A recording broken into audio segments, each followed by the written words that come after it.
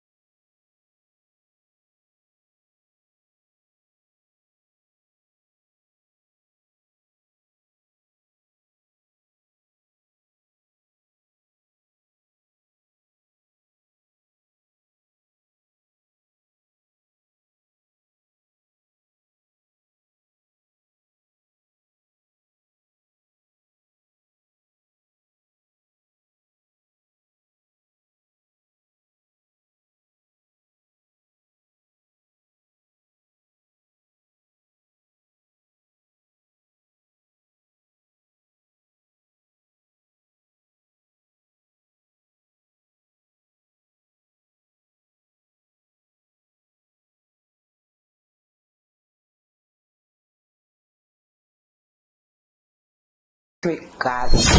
I'm not going to say it here. We don't want no guys to know what we're doing. But when you walk into Peabody's, just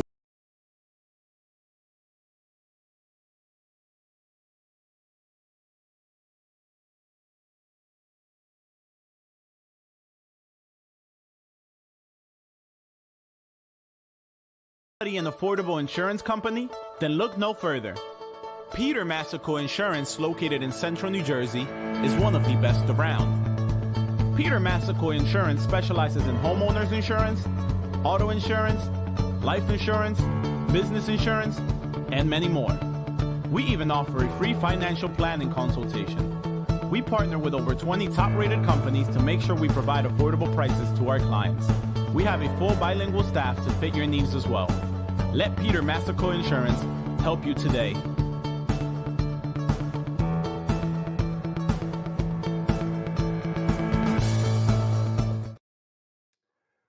Well, good evening, good afternoon, good morning.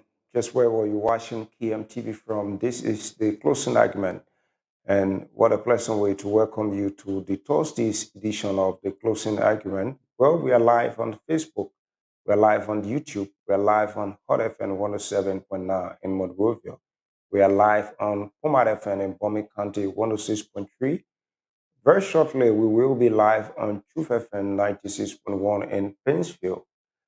Well, it is a pleasure to welcome you yet to tonight's edition of the closing argument. Well, as you may be aware, today, September 7, 2023, the Coalition for Democratic Change today held their 1 million men rally at the Anthony Thomas Stadium. So let's get a gist of what exactly took place today at the ATS when the Coalition for Democratic Change partisans gathered at the ATS and across the country today. Just to remind you that simultaneously, the CDC rally took place across the country in Maryland County, in Sando County, and then all across. So let's get one that is of more interest from the ATS. Hey, the heaven things up, ladies and gentlemen, that's Jesus. World Terrorist International.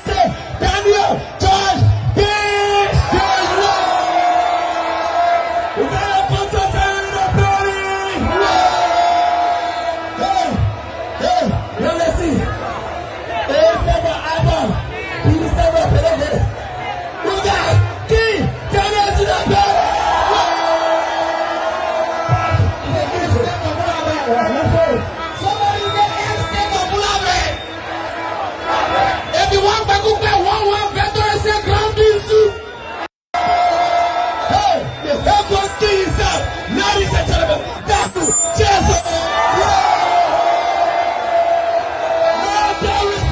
International athlete, Daniel George Peace. We got a bunch of time in the building. Hey, let's see. Hey, Seba Abba. He's Seba Pelege. We got King Daniel in the building.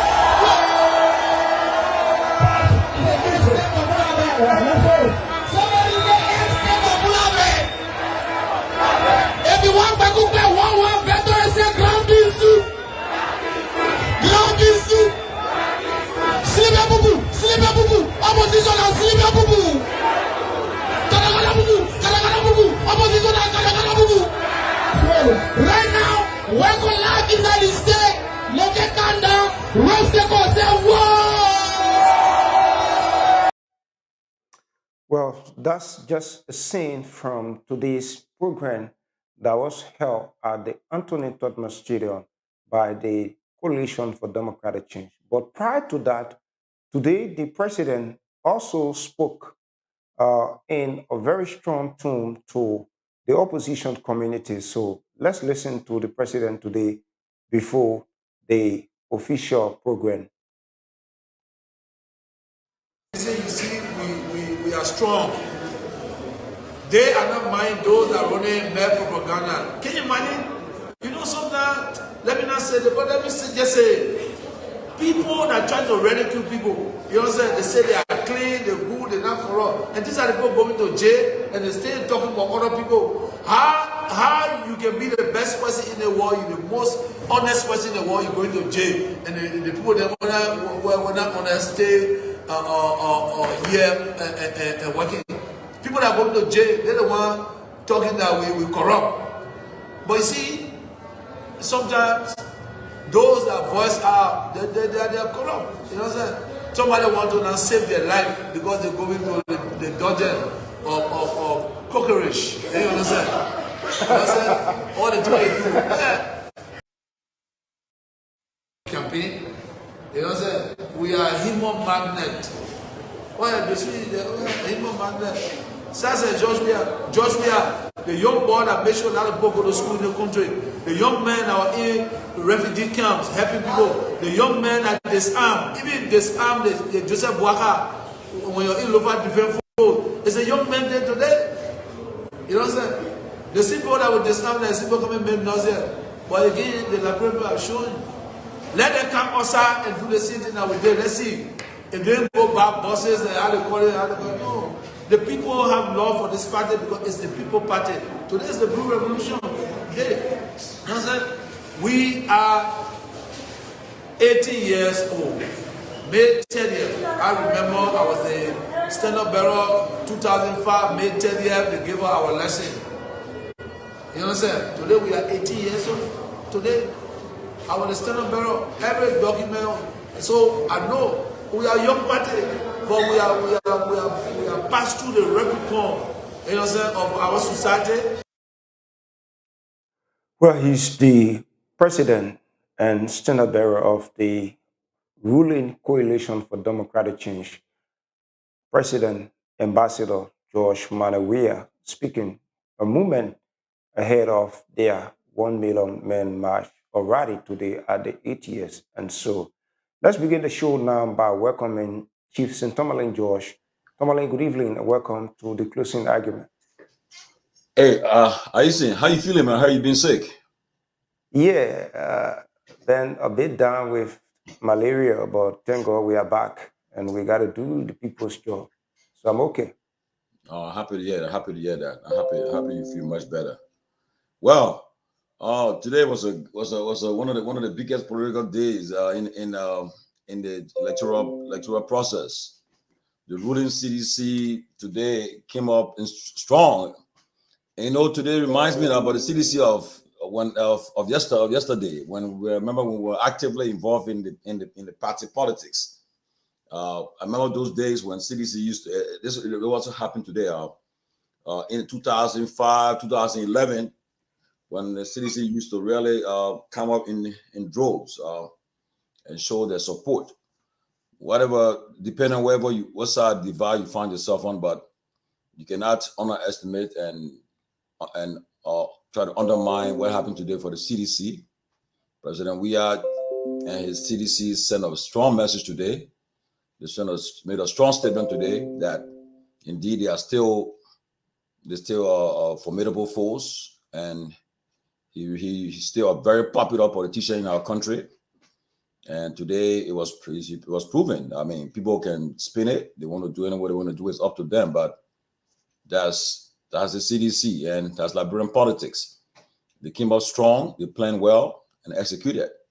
They we look forward to the other parties either surpassing what happened today or coming to measure what happened today. But the CDC, in all the mission, they did what they needed to do today, but coming out strong, or to show of force, and to prove to their opponents that look, we may not have done what we planned to do in the last 6 years, but we did our best, and we came out today to show them that we're still formidable and we still intend to win this thing. We need a second mandate, so they came out today and performed. So I saw people attacking them and saying, that's the normal politics. They do it to all sides. All sides do the same thing. They will come up and say, oh, the person was paid. They do this one, do that one. Come up, some of these things are stage managed. They stage manage these things. Come up and say, this thing, they give out money. All kind of stuff happens. But that's politics. At the end of the day, the people I always say is the day of election. 33 days from now, the crowd that is coming up should turn into votes. Go to the ballot box and cast the vote. That's the bottom line. And I think the honors is on all the various parties to ensure that they encourage the supporters to go to the poll to vote on October 10th. As we always say, CDC got a base. Their percentage of the Liberian voting population, no matter what happens, they will always vote the CDC. Same with UP, same with the other parties. But at the end of the day, we are fighting for all the parties are fighting for 40%, because the 60% of the voters already gone. The 40% that you see remaining, that the ones that will make a decision, somebody will make a decision in the ballot box a few days to the election, depending on what they hear on the campaign trail. That's why that's when they're gonna make the final decision who they will vote for. So right now, the fight is on, the battle is on. CDC launched today, and they are moving. They are now about to crisscross the country. President Weah and his team are making a case for his re-election, and it's up to the other parties that are seeking to remove them to come stronger. But the CDC draws a breaking turnout. They draw a massive crowd of, at ATS today. That's what happened today. They came out strong. But Aysin, you on the ground, you tell us, man. I'm sure you and your guys monitor the events or were there live. Tell us what happened today. The people are listening. Well, today was actually a glorious day for the CDC. That we can say for a fact. The CDC actually, the partisans of the CDC turned up today in their numbers. And so, like you saw at the ATS, and along the way, there were a lot of people who actually had to stay outside of the stadium and even stay home because of the crowd that was pouring in at the Anthony Todman Stadium. And not just the ATS or in Monrovia, there were also people in the other counties. We had our correspondent going live in Maryland County, where the partisans also gather in that part of the country in commemoration of today's day. And so we also saw folks from Sano County also gathering. So it was all across the country today as partisans gather. And one thing we want to say is that we want to say, hats up to the jump security, they did extremely well today. And so, but just talking about security, so this is uh, Maryland County, and as you can see on your screen, uh, these are people who were actually parading the street of Maryland today and celebrating in observance of today's date. So we also saw in Sando County, folks were also parading in Sando County. So it cut across the entire country as the CDC today show strength in not just Maserati County, but across the country. So we are looking up to other parties as they go about doing theirs. And so, but we want to commend the John Security today for making sure that the free flow of traffic was something I haven't seen over a long period of time, especially when major political parties across the country, like the CDC, to be having a huge rally today, and then the traffic was actually controlled in a very orderly manner that people who were actually going to town had to use one lane, and then those coming from town and also going to town were using the opposite lane. So that we want to commend the police. And speaking about what actually took place today, we also saw a press release from the Unity Party urging all of their members and affiliating parties to stay away from direct campaign activities, to suspend campaign activities for today, to allow the CDC to go about and enjoy their day. And they too, hoping that on theirs, the CDC can also grant them similar access so that there'll be no confrontation from other sides to the other party, because these are some of the things that actually bring tension when you have people campaigning in a particular area and you have a party having a major event. So the Unity Party today also did that. And talking about the uh, Liberal National Police, today the Police Inspector General Patrick Sudu held a press conference late evening where he spoke about the allegation of him receiving 9,000. He rubbished that today and said at no point in time he ever received uh, that amount that was speculated on the Spoon Network by Mr. Stanton Waterspoon. And so we also want to uh, acknowledge this side event that took place today prior to the CDC official program on the Japan's freeway. There was a tragic accident involving a motorcycle and a bus that is believed to be the bus of the IE Majestic Sport team. And so that bus today and a motorcycle was involved in an accident that was very tragic for a female. That video is very gruesome, so we can display that on the screen. But we are getting unconfirmed report that there is a death news that is being reported. So we are hoping that authorities from the CDC can come out to speak to this, because we saw the photo, the footage of that individual is very gruesome. And so we are hoping that that news cannot be a truthful news. So the authorities from the CDC can speak to that as we go on with the show.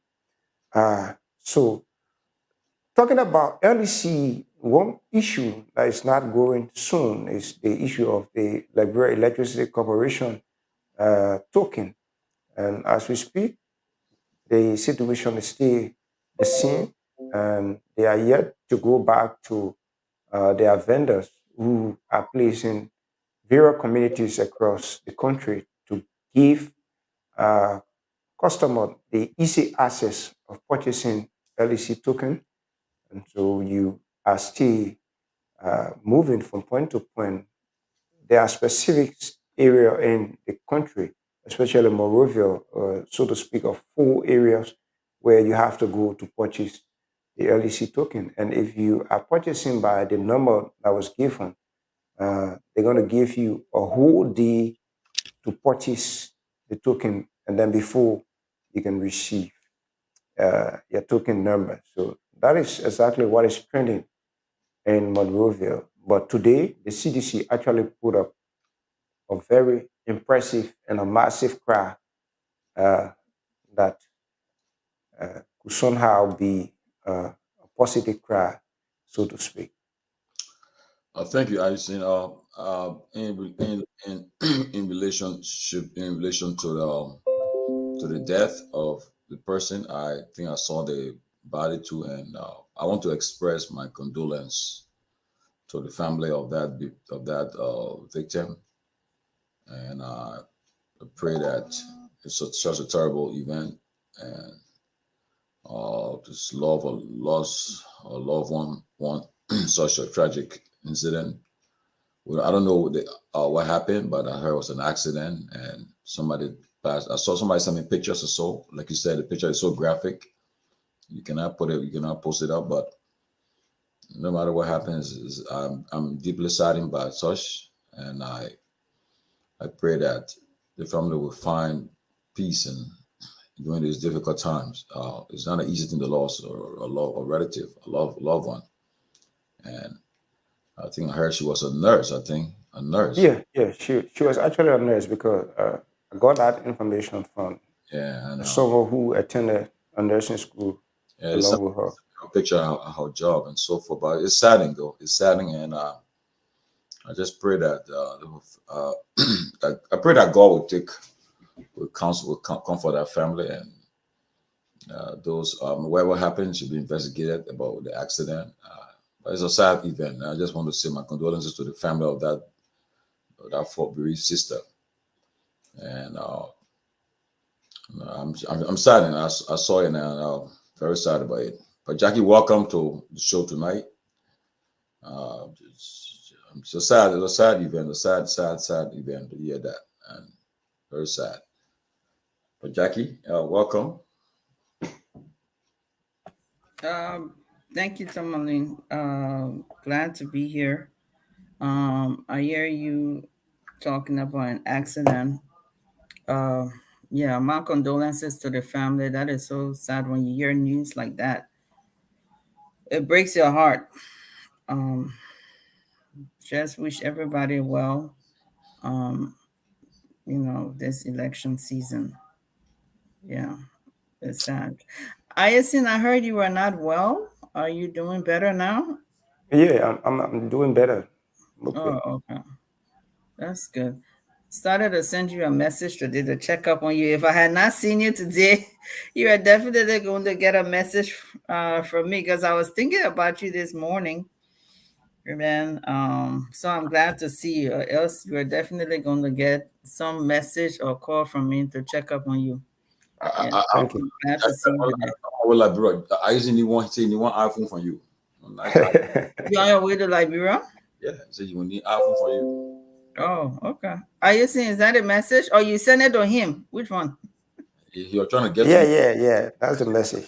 you need iPhone for you.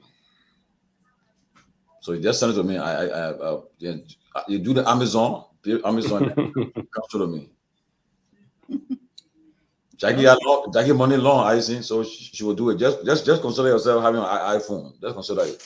She got her money long. So, man, is it Jackie was making good money before harmonization? So harmonization came Jackie other than chill. They check that. But anyway, look. But again, man, look, it's a sad event, sad day for that family, and I pray that God will console that family. My thoughts and prayers with the family, and may the soul of that sister rest in peace. And it's a sad event, but Today is CDC Day. They came out strong today, and we'll give it to them. I'm telling you the truth. Put some pictures up for them. Let's see some pictures. Are you seeing? The one that really caught my attention, the one that when President Weah got on top of the car and came on Lane Street, I heard that was a powerful picture there. Yeah, that picture was very powerful. Yeah, this is the picture. Yes. I mean, take it or leave it, man. Look, you know this guy. The guy's a human magnet. It's no joke about it. You tell me say they want the people to do the one there. I don't understand though. But the guy's a human magnet. I mean, take it or leave it. Put politics aside. This guy is a human magnet. Just we are people with. I mean, I will tell you, man. And these are diehards. Yeah, man. I see my boss, see what bricks in the back there. All the guys providing maximum security. Yeah. Take it or leave it, man. The guy, he's a human magnet with himself, man. You know. No, this campaigning though. Yeah. To even brave the storm, to come outside and meet and greet the people. Yes.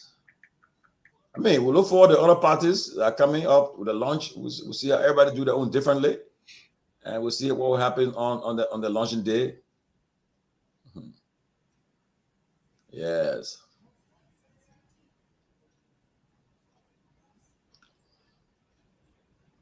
Wow. But no sound, eh? Speechless as I speak to you. I'm very speechless. I don't know what to say at this moment. I don't know what to say. I don't know what to do. I don't know what is happening. But you can see for yourself that this is President George Manuel Weah that is so much hated by the people. This is George Manuel Weah that is not loved by the people. This is George Manuel Weah that is being said that nobody loves him. This is George Manuel Weah that is said the worst thing ever, and this is the George Manuel Weah that you're looking at here right now. This is the George Manuel Weah that you're looking at here right now. This is the George Manuel Weah that you are looking at here right now. This is the president that is hated so much. This is the president that nobody loves. This is the president that nobody want to see. But clearly, you can see that what they be telling you is a lie, is a myth, is a calculated attempt to appease their own supporters. But clearly, President Weah is the people's president. Evidence by what you witness here today. I mean, you see ahead of 50. See ahead of 50. See ahead of 50. This is the president that you have said that nobody likes. This is the president that you said that nobody will see. But again, it is a breaking lie. It is a life victim. President Weah. Wow. Well, so for disclaimer, the commentary that you listen to is not from KMTV. We captured that video from the presidential aide, Sekou Kalasco. So that commentary that has been done is not of KMTV. So go ahead. Yes, that's true. Kodasco, I heard Kodasco in the background. Yes, but that was impressive. President, someone seeking re-election, and to come up in this heart of the city and in an open air convoy, and as he drove towards the Anthony Tubman Stadium, you must give it to him. It shows that he's still a popular politician. He's a popular guy and formidable. The party is still formidable. Take it or leave it. If anybody thinking that George Weah, whatever happened in 6 years, I always say posterity will judge them. But to say that you have an easy walk over George Weah and CDC in this election, then I think you must rethink your strategy, because they showed a force today and made a strong statement. We look forward to seeing seeing the other parties launch. I heard Unity Party is coming the 17th of September. We'll see what happens. But Jackie, Peabody, you guys can weigh in. What are your thoughts about the program today? What you just saw, the president driving through the city in an open air convoy. What's your thoughts about it, Jackie?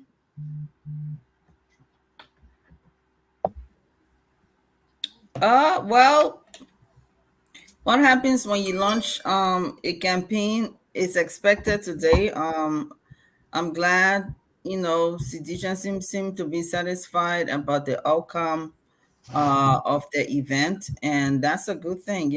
People, the CDC launched its campaign today.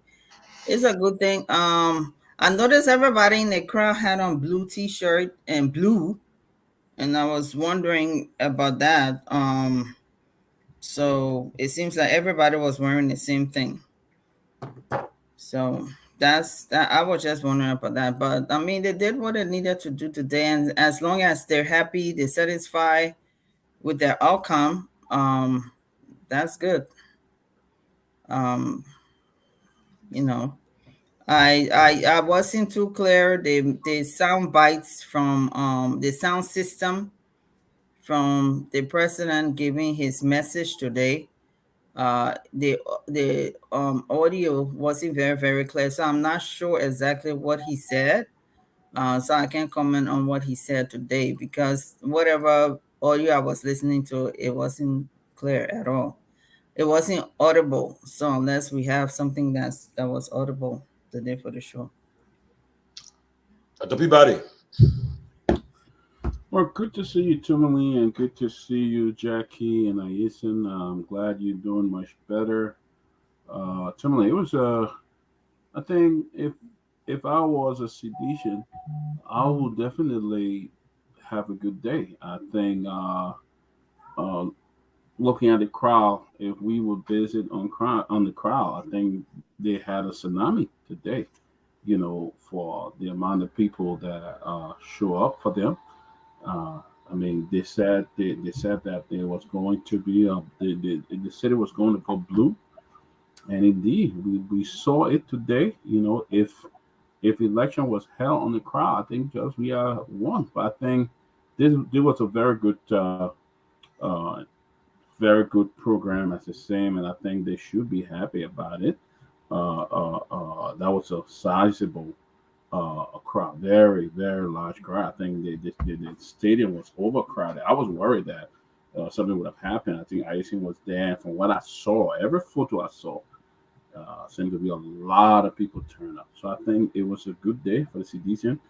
They can they can pose and say, "Hey, we back in the race here." People talk we're not in the race, and people talk like somebody was saying on that video, the man that the people hate, the man that people don't want to see, but they came up in the thousands. They were in the thousands. So I think it's a good day for them. It's a very good day for them. I mean, if matching folk had not show up, what it would have been like, but it's a great day for them, and I applaud them for the organization. I'm looking forward to the 17th on what the UP will bring, and then also subsequently the CPP. But I mean, I say today was a real tsunami for the CDC.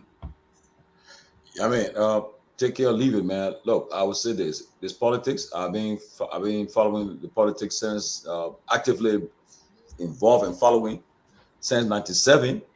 '85, I know I didn't reach the age to vote. '85, but it wasn't our politics today is completely different from '85. Uh, but '97, I mean, we saw what Charles Taylor was doing, and he convincingly whipped all his opponent. 2005.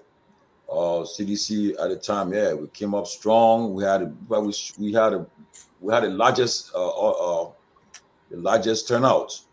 But 2005, I always say what you want to say. At that time, I know we weren't treated fair. Election was they took it from us at the time. We were actively involved. It was taken away, and CDC. Everybody knew, the world knew that CDC was robbed by election 2005. We had a vote. We had the ballots that was the ballots that were illegal ballots that was captured. We had it, and we saw what happened. And then come 2011, that was competitive because Madam Sadi had served her first term, so she was strong. And for me personally, I knew that it was a tough election, 2011. Even though we had the Winston Tomalin ahead of the ticket, but Madam Salif, she delivered. She showed her first and all. She did a lot of good stuff her first term, so it was a tough election for the CDC in 2011. But went to the second round, and then they came back in the boycotted the runoff. Then and she eventually won. 2017, the people felt the need to do a change, and they voted George Weah. And after 6 years, he's on the ballot again. Let's see what happens. If he had done a good job in 6 years, he'll be rewarded at the ballot box in 33 days. If not, we're yet to resolve the election. But I can say this from what we saw today is it came out strong today, strong showing. And it reminds me about 2005 and 11 when CDC really came out strong. It took me back down memory lane. But one thing again about these things about politics and so the crowd, because if you like take for example in America 2020, I saw it when Donald Trump was going all these crowds. By the end of the day, Biden had the highest vote. But so at the end of the day, you come up with a strong force. Make sure that now the momentum should not die. CDC now has to take this momentum to the campaign trail and take it to the ballot box. Make sure that it ends to the ballot box. You shouldn't just see today and let it pass. Move on today and and then you take it to the ballot box and then you make your case. Because don't forget, they have other. I know people can overlook the other candidates. They can just push them aside. But one person I won't overlook, that Cummings. Cummings, I will not overlook him because as I talk to people today, people are saying, don't overlook Cummings. He's strong and they know what they're doing. They have their own strategy. So we'll see what happens when they launch. We'll see what happens when they in 33 days. But do welcome, man. Talking about the CDC day today, the Blue Day. Give your thoughts about what happened, what you saw today. Chief Tomalin, thanks, Jackie, and Dr. Peabody. I see the chairman, Ben Poto. How are you, chairman? There? But listening, I think today was a good day for democracy. It shows that people are engaged in the politics. But before I acknowledge that, let me say that the lady that lost her life today, my condolences to the family. I was just informed that she was a really big supporter of Mr. Cummings. I haven't verified that, but her name, Divieto Banks. She's from my district, District 17. So condolences goes out to her family, and hopefully, I'll reach out to Mariah and the rest of the team to see how best they can reach out to the family to be able to identify with them. But Tommy, it is nothing new in Liberian politics. I think we've seen this rallies. If there's anybody that knows how to engage in this form of, creating large audiences, it will be the Congress for Democratic Change. But I think the key question going forward, and hopefully we'll continue to talk about this, it is about how those different political parties are discussing the issues and communicating to the people of Liberia how they intend to govern. The trouble here for the Congress for Democratic Change or the coalition is that as the current establishment, they have to, convince voters that they've done enough to be reelected. As for the former ruling establishment, with the former vice president who is noted or on record for stealing rice money through the PL480, they will have to convince the Liberian people to let them know if they're serious in terms of rescuing them, because I don't know how you rescue people when you're equally corrupt. Mr. Cummings is the one, as you said rightfully, that continues to run this race on records in terms of what he intends to bring and his own, proven experience. So I'm not really worried about the big rallies. Kudos to CDC. Kudos to all of those people who were able to do that. And I'm sure that you see the same thing from the CPP and other political parties. But in the end, it will come down to the issues, and we're looking forward to discussing that, Tom. Thank you. Welcome to Chairman Sanvee. The Peabody always saying, as I said, Peabody said all of these things is they left with the voters on election day that will go into the voting booth to make that decision. But again, it's up to the various parties and with the strategies to know how to encourage the voters to go and vote for them. But Ben Sanvee, man. This is not strange to you. You are, in fact, the last election you were actively involved. You were chairman of the opposition Liberty Party during the election. I remember you and I used to talk all the time, and you guys were drawing crowd. I mean, crowds and so forth. By the end of the day, you guys succumb, and so I mean, I know you got a lot of perspectives about this work, about such an event today. Share with us, man. What are your thoughts? Yeah. Thank you, Tomalin, and good to see everybody. Thank you to all of our folks who are joining us. I think we have a responsibility to continue to speak to our people on these issues. Today, I think the CDC did what she had to do. When the election is made about, when the narrative is structured around crowd and who's polling the biggest crowd, then this is what happens, right? I always thought it was foolhardy for for the opposition to President Huia to use crowd as a measuring stick, right, on popularity. I've said over and over, and when I say it, sometimes people say, "Well, then you have a soft spot for the president." But look, you got to understand who you're going up against. You're not only going up against a president, you're going up against a celebrity, you're going up against someone who has endeared himself to the people from years back. He is a soccer icon, right? He is somebody who, drawing crowd is not something that I think, should have been made kind of like the litmus test of this process. Like you rightly said, Tomine, I think what he did today, or what the CDC did today, have now put her opponents on the defense, because now they have to live up to or surpass, right, what we saw today. And guess what? Everybody's going to be watching to see what happened on the 17th. I do believe the CPP is going to be having, I know from what I've been told, there are discussions that there is going to also be not necessarily a lunch, I think a closing, from what I understand. And there's going to be a rally. So all of these things where people are going to pay attention now moving forward. But I remain consistent when I say it comes down to who has the best ground game, who has the best Go TV. For those who know what Go TV is, get out the vote, right? But one thing I know the CDC probably did today was to probably blow up the myth that George Weah is no longer popular in Montserrado County. I always thought it was a myth, because guess what? I'm not saying yet that George Weah has not lost some support in Montserrado. I know he has. But there is also this myth that because Darius Dillon won Thomas Fala, that means the CDC is not formidable in Montserrado County, forgetting to understand that Darius Dillon won under a united coalition of all of the major opposition political parties. So I think as we get into the discussion, I think it was a good show of force. I think he did what they had to do. Tomalin, I agree with you. I think that scene with him on top of the vehicle, I think if he had gotten in his car and just driven away, I think it would have taken a lot away from that, from what they did today. But him getting on top of that vehicle and seeing all those people react to him, I think they accomplished what they wanted to accomplish today.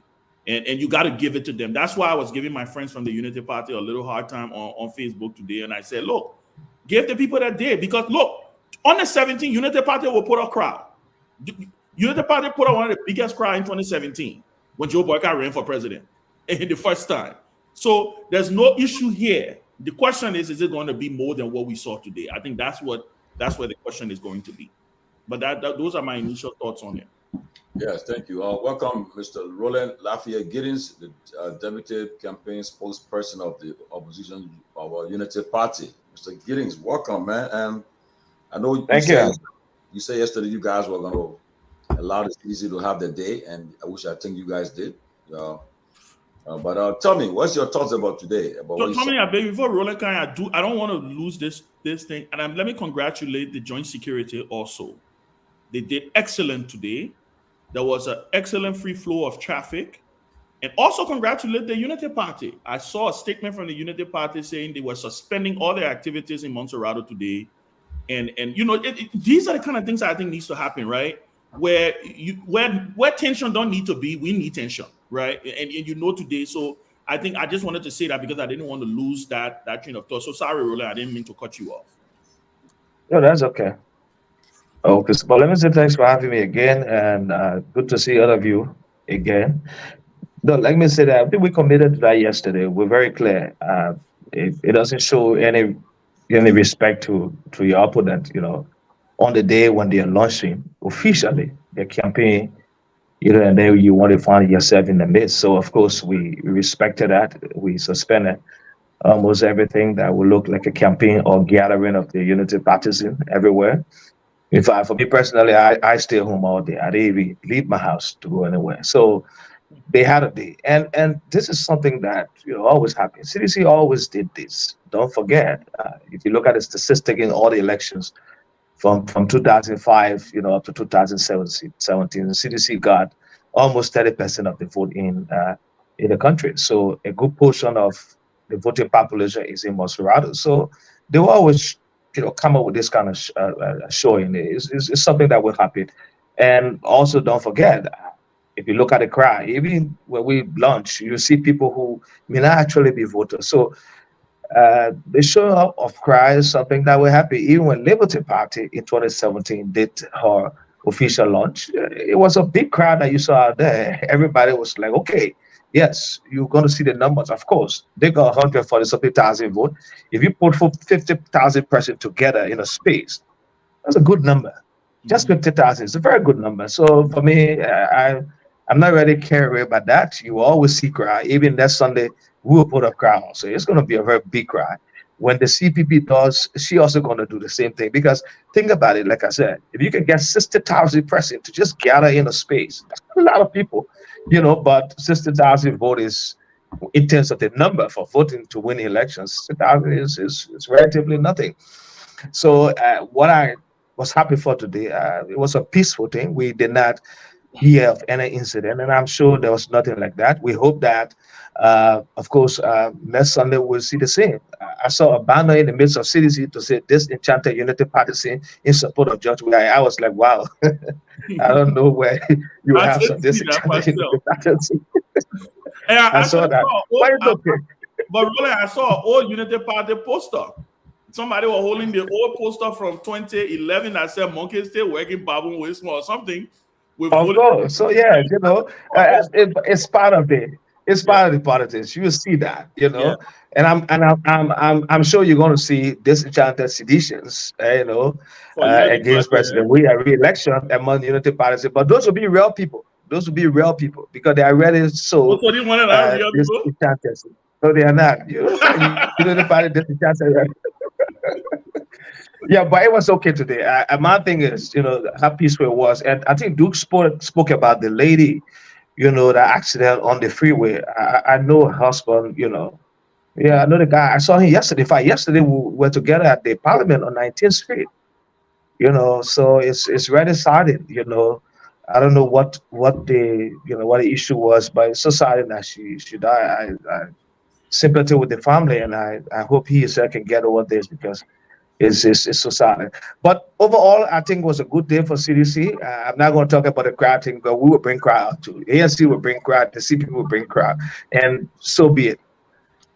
Yeah. Yes. Thank you. Kev, they hear from you. You haven't heard from you. You just came on the show. Kev is in his blue. Kev, show us the shirt now. Of course, I'm not gonna be in blue, man. Well, we had a great day, blue day, and the Liberian people came out to show that when we say one round victory, it's one round victory. The people were saying it. today. But Roland, you said 60,000 in one small place. My brother, I want you to No, look around I said in a space. No, I said in a in a space, in a space. space, yes, in a space. Uh-huh. But I want you to look around the country. Earlier on the show, they were showing. I wish you could see it. They were showing different counties, similar rallies. In fact, if you cannot do that on the 17th, then I don't know where you guys will get the people from that you're saying first one round victory too. You Okay. see, um, election is a numbers game. So what happened today actually is it closed the mouth of and the Unity Party. I will not say especially because the Unity Party is the one that's saying that you will cheat, you will cheat, you will cheat. The government want to cheat. If you see what happened today and you guys saw the people coming out, that answer that question, that doubt, that and false propaganda passing around, you saw it today. The people came out to show the world that this president will be re-elected on the first ballot. So the Liberian people or the world will see what will happen next week Sunday, which I think you said the 17th or what. So we will see it because I can remember 2020 we had a rally and at SKD. The following rally was Dillon. We knew we were in trouble. We were on another network. We knew we were in trouble. We didn't put up a fight. You would know that next Sunday. We knew we were in trouble because you had the crowd, you had the people. But I believe today, in your heart, within the mind, the heart of the Unity Party and the opposition as a whole, they get a message. They're saying to themselves, this election is over. You will not admit it. You will not say it. But your mind, because that's how the mind works. We knew. We couldn't say anything. Yeah, very interesting. 2020, we knew because we saw the crowd. But I know you guys at that moment now, you know the election is over. But you see on Facebook, they're coming, they're saying things, they're looking for small things to say. But your mind telling you see one thing about the mind don't lie. Your pillow don't lie. Telling you guys the election is over. From independent sources in the city, they say, look, this thing is done. It's finished. It's a wrap. Because I don't know where Unity Party would take people from. I don't know. Because the whole country was locked down today. So I don't know. But this is a wrap. We will say one round victory. That's it there today. The people said it. And the voice of the people is the voice of God. I rest for now. Oh. Well, I mean, you heard from everybody giving a perspective of today. And I just want to say, so now we'll start with Jackie. Jackie, I'm sure you've been involved in the last election, or you're actively involved, I think, in the last election too. So, but after these rallies, what next? What next? And can I ask Jackie a question? Why she answer a question? Jackie, is it fair? And both Jackie and Roland, Keff did throw out a challenge, though. I mean, I think I agree with Keff. Can we say that if you guys don't have simultaneous lunch in different cities across the country, that you don't meet up with what they did today? I mean, is it fair to say that? Maybe Jackie can say it, then Roland can come in. You want my honest answer? Yeah, give us the honest answer. Well, you know you always honest on this show, so. Or you trying to say that you can be spinning, and then sometimes you can be. No. I was trying to be good for my brother Keff today. Oh wow, okay. But he changed your mind. Eh? So I'm trying to be good today. So Keff can have his day today. Although I don't think he will return the same sentiment on September 17th. For September 17th. Keff, you gotta make Jackie Shane. I would challenge the Unity Party if they pull crowd like this all over the country. If they pull crowd like this all over the country, I would challenge them. I'm challenging them. If you do that, I will come on the platform and tell the Liberian people that you guys are the front runner. If I would challenge you, be careful what you talking. Hey, my man, please, man. Be careful. Please. Keff Hassan. Kev, Unity Party got 400,000+ votes in the last election. It's in the bank? No, but I'm just saying. So putting up. Let me tell you something, Ben. Let me tell you something. The only problem here is because the CPP they're not coming on the news and say what the CPP did in District 4. I bet anybody to show that picture. If Unity Party any crowd, because the CPP not talking. In Monserrato, I can bet anybody what they did in District 4. Put any crowd in Monserrato compared to that crowd. I bet anybody. What is CPP did in District 4 when? When are you talking about? Imagine. Not even promoting their own rally. The CDC, the CPP. It was actually bigger than that. It was actually bigger than the rally you had in District 10. Bigger. Block the road. But I thought Jackie was supposed to be responding. You know, Kev is just taking everything, man. Kev, you're doing too much. Jackie said she's trying to be nice today. Don't come between the two people. She's trying to be nice. But the CPP they're not saying anything. The reason why Unity Party running around. Look at the crowd. Look at. Maybe they will not put nothing, man. Kev, I got one question for you though. Yes, ma'am.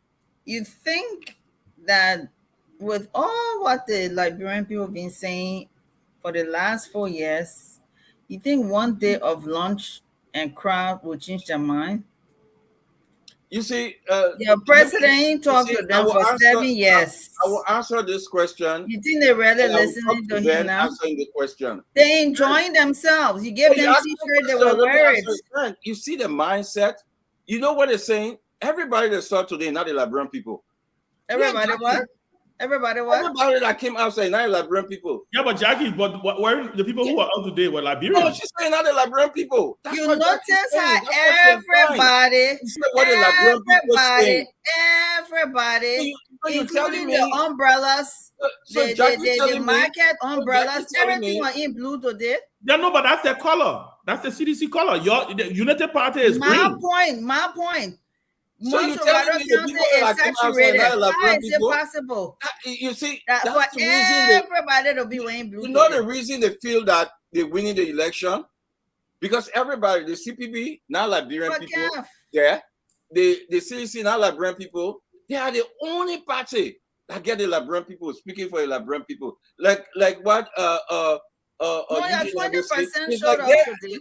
They're acting like they are the spokesman or spokeswoman, whatever you call it, for the Liberian people. How can you speak for the Liberian people? You see thousands of people coming out today. Then you say, no, you're not Liberian people. Then you asking me question what the Liberian people saying. Come on, man. Come on. I want to say something. I want to say something, Jackie, before you come in. Maybe you can help me with your question differently, man. Kev, 1 second. I want to say something. Tomalin, I beg you. I've always been under the assumption, and Roland, maybe you can come in here. You've been in the politics for a long time too, but I don't think you can scare Liberians with suffering anymore. I don't think so. I don't think this notion that, oh, if you vote for this person, then you will suffer, or if you don't vote for this person, you will suffer. I think and maybe I may be wrong. That's my opinion. That's why I'm asking to get an opinion across the board here for this. I think the elections is a mixture of emotions, and the way Liberians vote is a mixture of emotions, personality, and a tiny bit of issues. When I say a tiny bit of issues, because there are people who will vote for issues, right? But I think also because there's distrust in the political system, a lot of people don't tend to vote because, oh, if you vote for CDC, you mean you will suffer. If you vote for Unity Party, you mean you will suffer or you will not suffer. I don't know what your thoughts on that, though, but that's what I'm thinking. I'm like, you can't scare Liberian people with suffering anymore. So you want me to answer, and then Roland can answer? So in 2017, apart from the fact that CDC was telling the Liberian people that JMB was a dead man walking, they told us the Liberian people, if you vote for Unity Party again, they will suffer. So how can you say, Ben, you think the Liberian people want to suffer? They don't want to suffer, and they do not deserve to suffer. And today's crowd, yeah, they brought people out. Some of the people genuinely came out. And there are people who some people call Citizens United to be at everybody rally and what have you.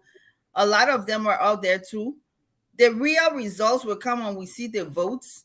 But when you say that word suffering and you say it doesn't scare people, it scares anybody. So, and it still scares people today because nobody wants to suffer. Nobody deserves to suffer. And they're feeling it. It's not that you're telling them, they are feeling it. So you don't even have to tell them anymore. So for me personally, today they had a good day, but I don't think it would change the people's minds. Those people who have made up their mind, they will show up, but they're not going to change their mind because President Weah didn't talk to the people for 7 years. And the people did suffer for 7 years. There are other people involved, though. I mean, I was not saying that suffering. I'm just saying. You go ahead. Go ahead and go to Robert. Yeah. In 2017 was a key election. So let me come on this, and I know what Ben is trying to present. I understand. Yes, we agree. There are emotions in elections. There are people who just vote for President Weah because they like him. Whether they are suffering or they are not suffering, they'll vote for him. It's possible that happened. If you look at the statistic for the election, like I said, President Weah had never been able to do more than 30% of the vote. Anytime. Okay. And that shows that he had to get support to win the election. And in 2017, exactly what happened. It was this thing that, look, there can be a unity party third term. We were there. We did all we could with all of the issue we had. We knew that at the end of the day, it would have been difficult for President Walker to win the elections, especially if unity party had done 12 years. Any other person as an option, other than President Weah in 2017, we have won the elections. If it was the late Councillor Bronskin, who may have been for example, like the second in place to Madam at the time, he would have won, or to Ambassador Barker, he would have won.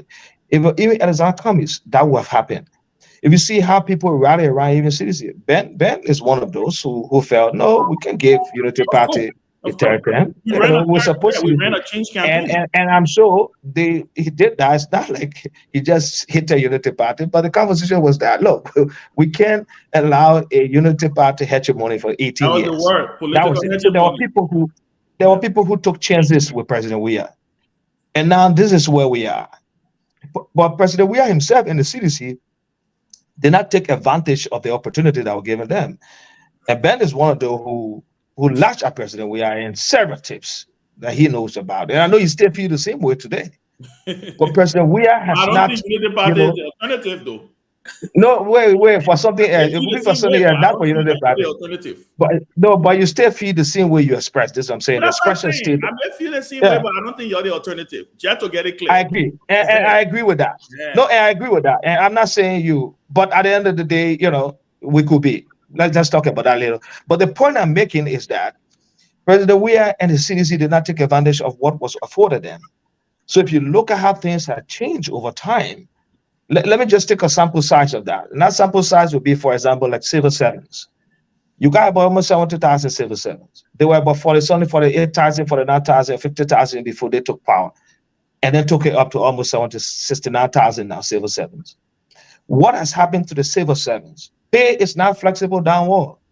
There were people who had their pay gradually increase from $20 up to $600, $700, $800 as an ordinary civil servant who worked over many years and provided service to the government as a public servant. That $800 has been reduced into half. Those people are there.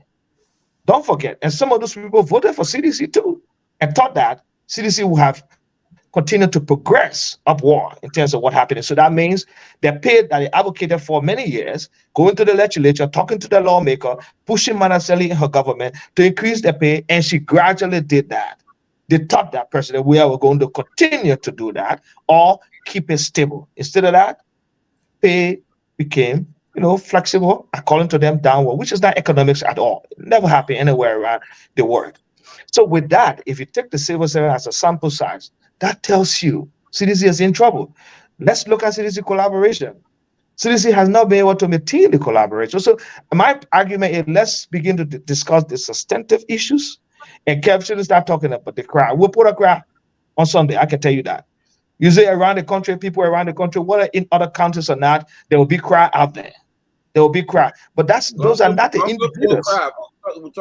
Those are not the indicators as to what will happen. The dynamic has changed. The dynamic has changed. There are people who, the dynamic has changed. There are people who support the president we are, and we're not supporting again. And Ben is one of those. Okay? So the point I'm making is, that's the point. I enjoy how you're making this about me, but I will address you. So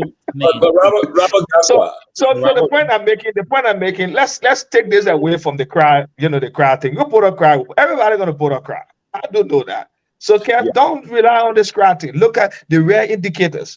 You have not maintained your coalition that you had in 2017. You know that. It's struggles. You know that. So let's leave that. And because of that, the number that gave you the presidency in 2017, you do not have that number anymore. You do not. The Unity Party, all of those who voted for Unity Party, all of those who voted for Unity Party in 2017, I stay there. The 400,000 plus votes, they stay there. That is not true. Okay. Stay there. Where have they gone? Every election, come in there. Where have they gone? Congress, right? Robert, every election is different. Look, so who asked me? Congress, right? Yes, they're there. But okay, I want somebody to tell me. No, I want somebody to tell me those who voted for Joseph Baga in Mariah Yakula. Those who voted for Joseph Baga in 2017. I gave you one name. That would not vote. Who are Mariah Yakula? He's a never can. How many presidents are you talking about? Yeah, one vote. It's one vote. Your past running mate. That's two votes. Are you kidding me? Rolly, I beg you, man. And Rolly, let me stand for the record. If I am presented the same option that I was presented in 2017, I will vote for George Weah again. You vote for George Weah again. A George Weah and a Joseph Baga in the second round.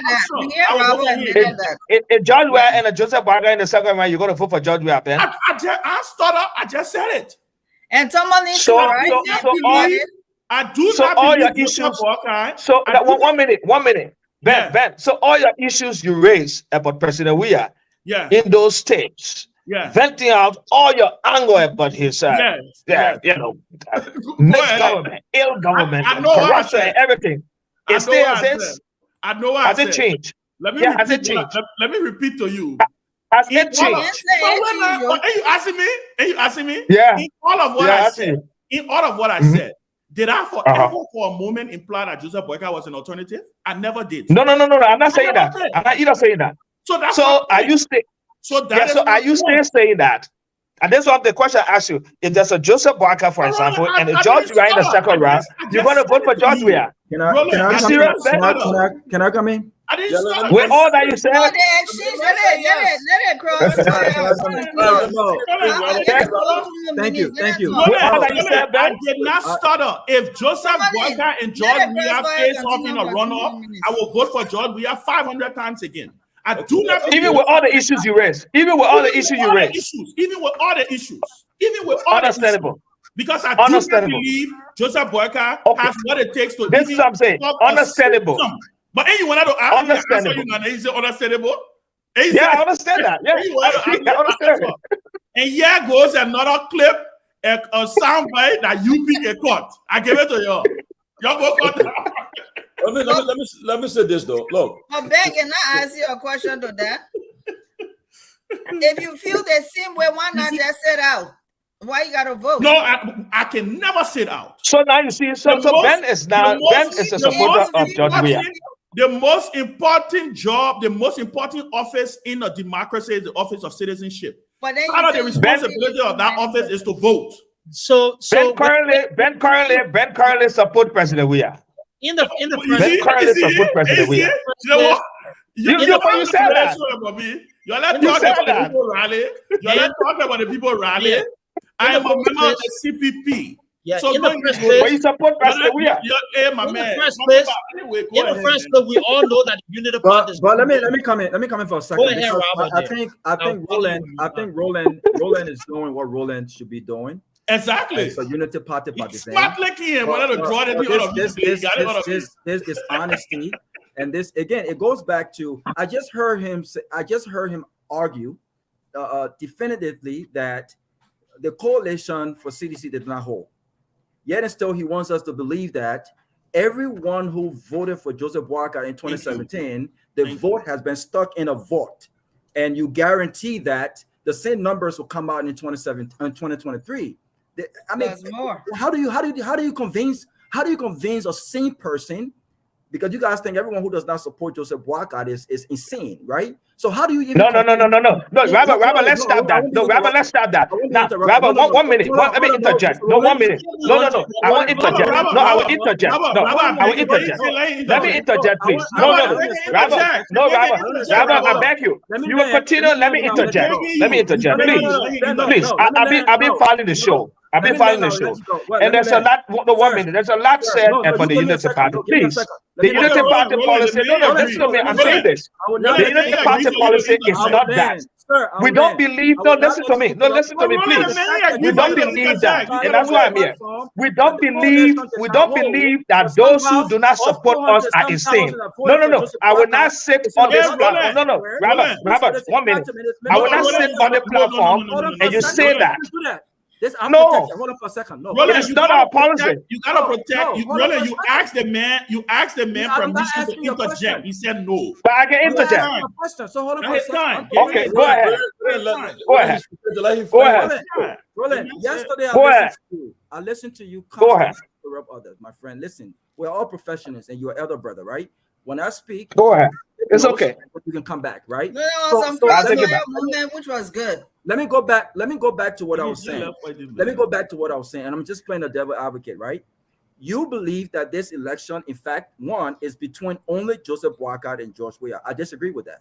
The CPP, and I believe if the opposition actually has some, and I'm not going to use this condescendingly or to insult anyone, but I think it's common sense to imply if you are going to defeat George Weah, the only or perhaps the few opposition candidates that can do that and make an effective argument with regards to change, it's not Joseph Boyka. I will go with CPP, Alice Cummings. He stands a better chance to making that argument that the Joseph CDC had 6 years and they failed to deliver on key promises made to the people. They failed to fight corruption. They failed to do this. They failed to create a private sector job growth. They failed to do blah, blah, blah, blah.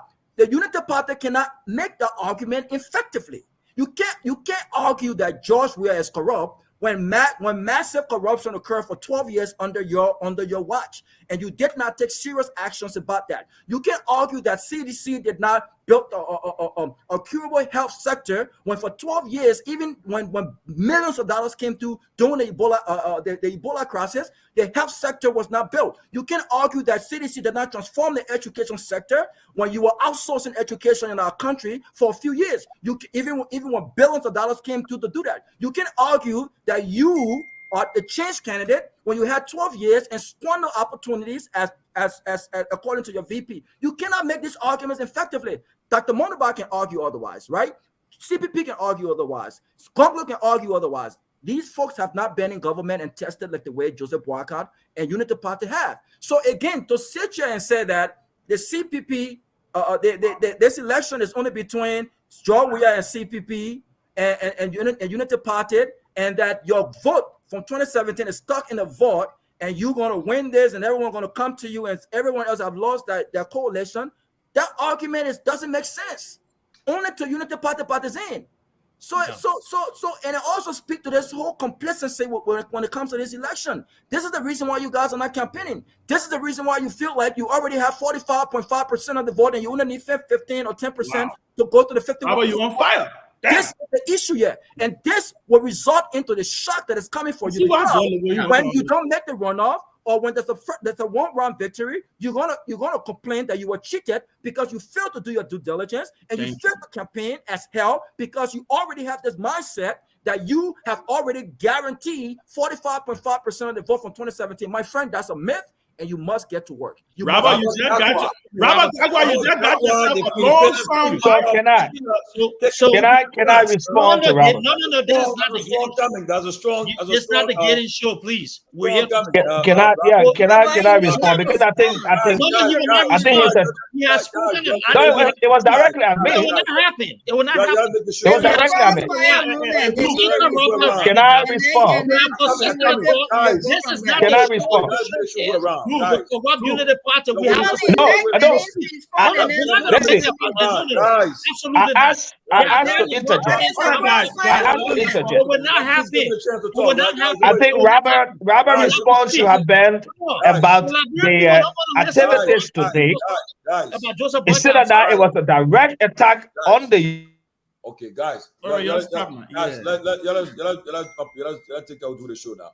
Everybody part of the show, but listen now.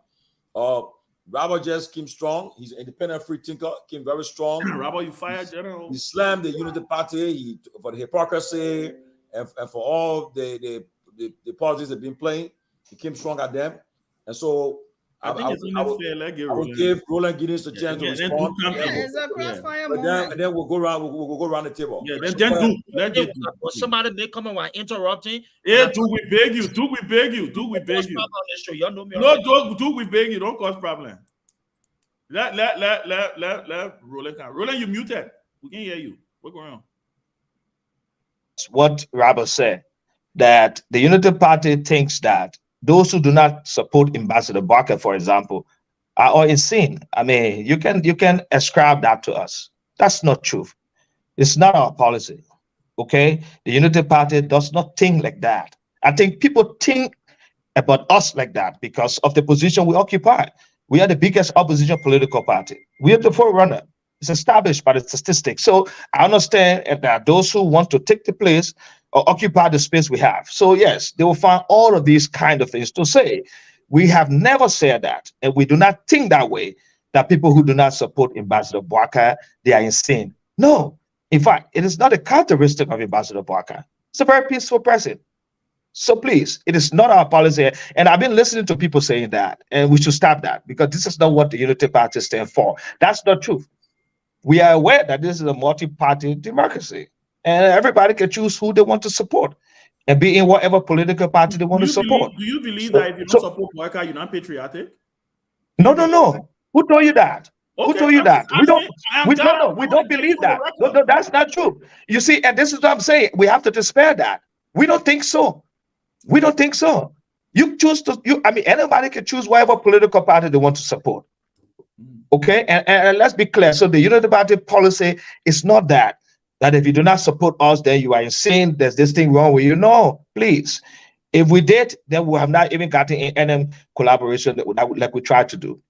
The point I'm trying to make here, and the point Robert is making, is that Look, Unity Party is campaigning. Robert, if you don't know that, our strategy is what you call the autopause. We have people in different counties that are campaigning. Yeah, Jesus. The vice Senator Barrett has been around Nimba campaigning.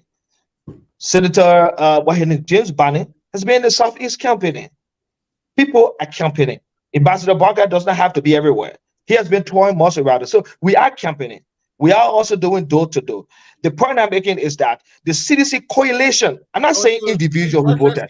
I'm saying the CDC coalition. The CDC coalition is not like what this was. Is it not true? The CDC had the MDR.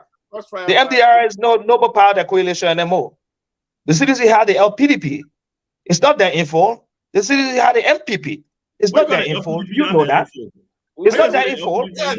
Yeah, because don't forget. It's not that info. No, it's not one person. A good portion of the National Executive Committee also. A portion of the National Executive Committee also. So the point I'm making, the full MPP is not there. The full MPP is not done. But I'm talking about the coalition. I haven't gotten to the Liberty Party issue. I'm saying this the coalition. The Congress for Democrat, the coalition for democratic change. That's what I'm talking about. So it's not informed. That you cannot argue that the Unity Party cannot speak about some of the issues now. Now, I hear Robert talk about Mr. Cummings is the best person to talk about that. Look, let's stop this. You know why? Because even some of the people that support Cummings today have been people mad with corruption, but they support him. They are in his cycle. Okay?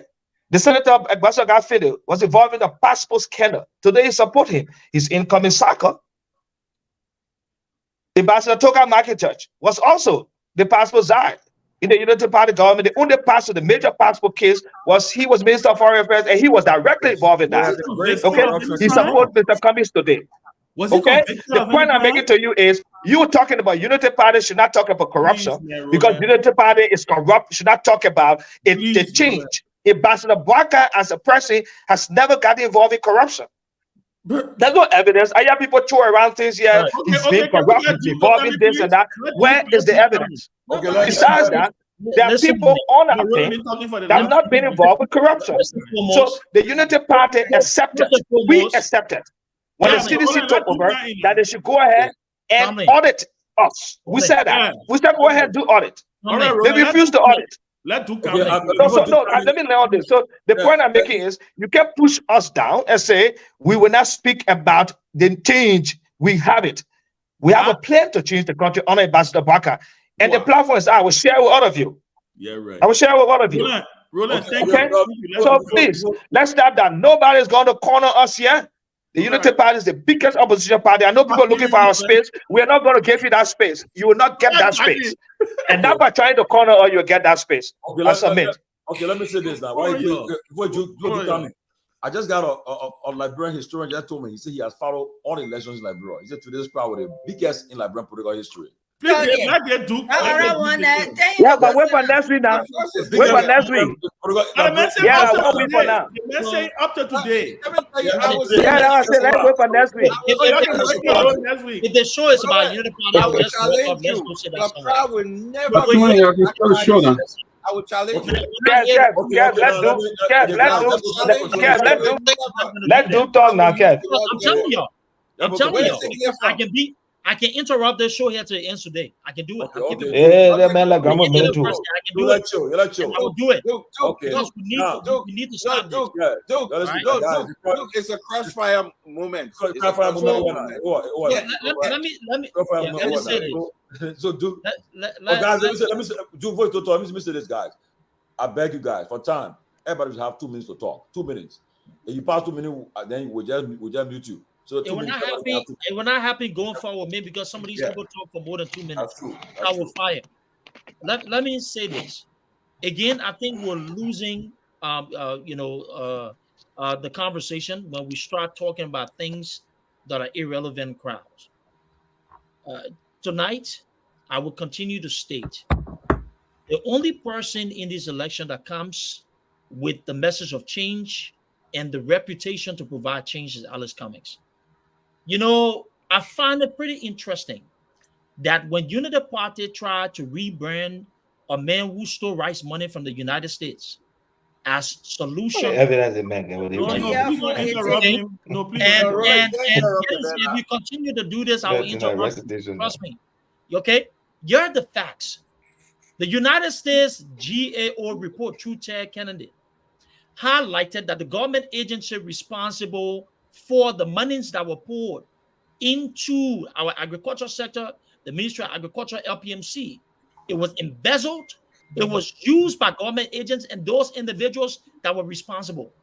Joe Boyka was in charge of that. Joe Boyka stole U.S. rice money. When people come here and make about this man being a man of integrity, then we have to call them out for the hypocrisy, the foolery.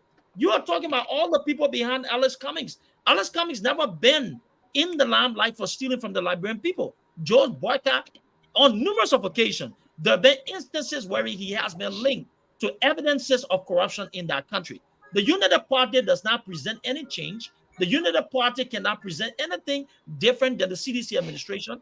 The Liberian people understands that those individuals are layered in corruption. There's a stench of corruption across every layer of the United Party. So save us the poor message about this and that and the rest of it. Another thing I want to stress on here. No, we know what happened in 2017. We also know that the history of George Boyka shows that he has not won anything politically in that country. Go ahead and continue to make a noise. You no longer have Ellen Johnson Sirleaf coming through those doors. Ellen Johnson Sirleaf was the one that was responsible for a lot of the success stories that we've seen from the Unity Party. She is no longer part of that political party. But she was the president. Sirleaf, he will never lead the Unity Party to a political win. So stop the bluff. We will continue to focus on the issue. Let's see. The issue here is just like the common criminals in the communities, the ones who are stealing chicken, the ones who are armed robbers. Joe Boyka is no different because he has stolen. Look at that. Look at you. Sound disgusting to say that. No, but he's not different. You know, when you steal public money, you're not different than. You sound very disgusting to say These that. are facts. When you steal from the Liberian people, you're not different than the armed robbers in communities. These people should be held accountable. The only reason why we are not holding them accountable because we have. But after you speak, they are all lies. It is the truth. You hate to hear it. What evidence?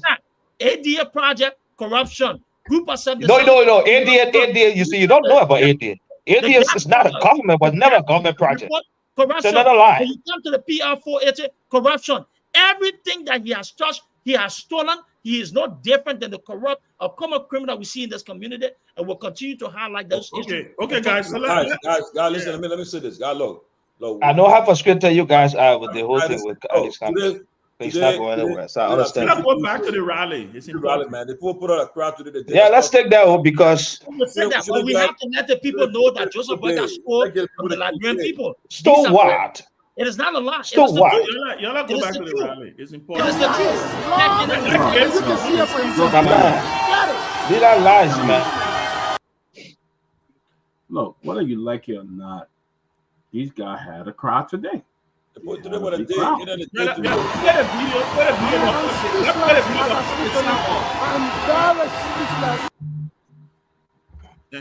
Then we can talk about what we're seeing.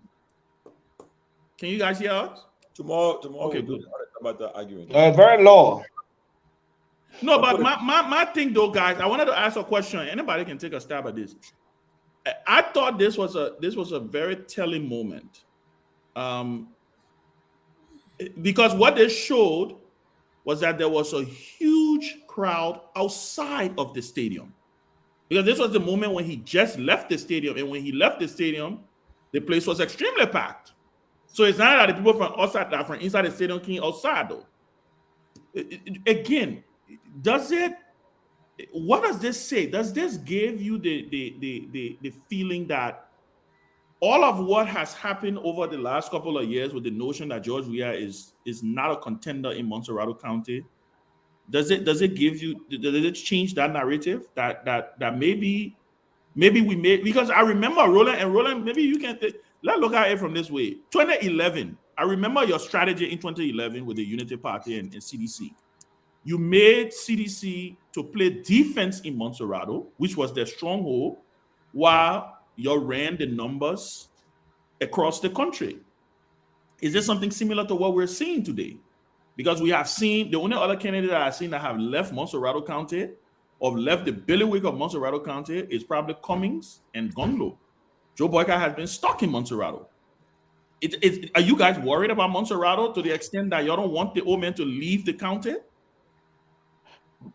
But Ben, we are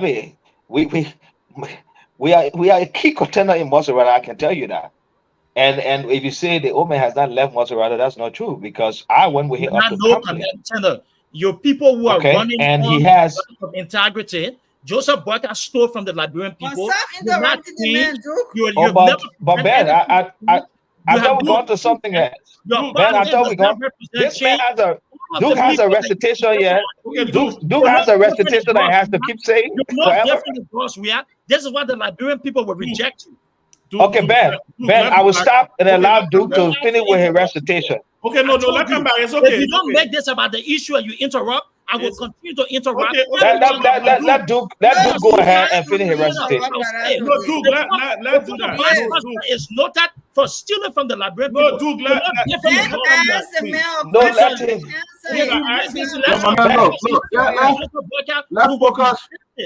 Let's focus. Yeah, make sure he's finished his recitation, okay?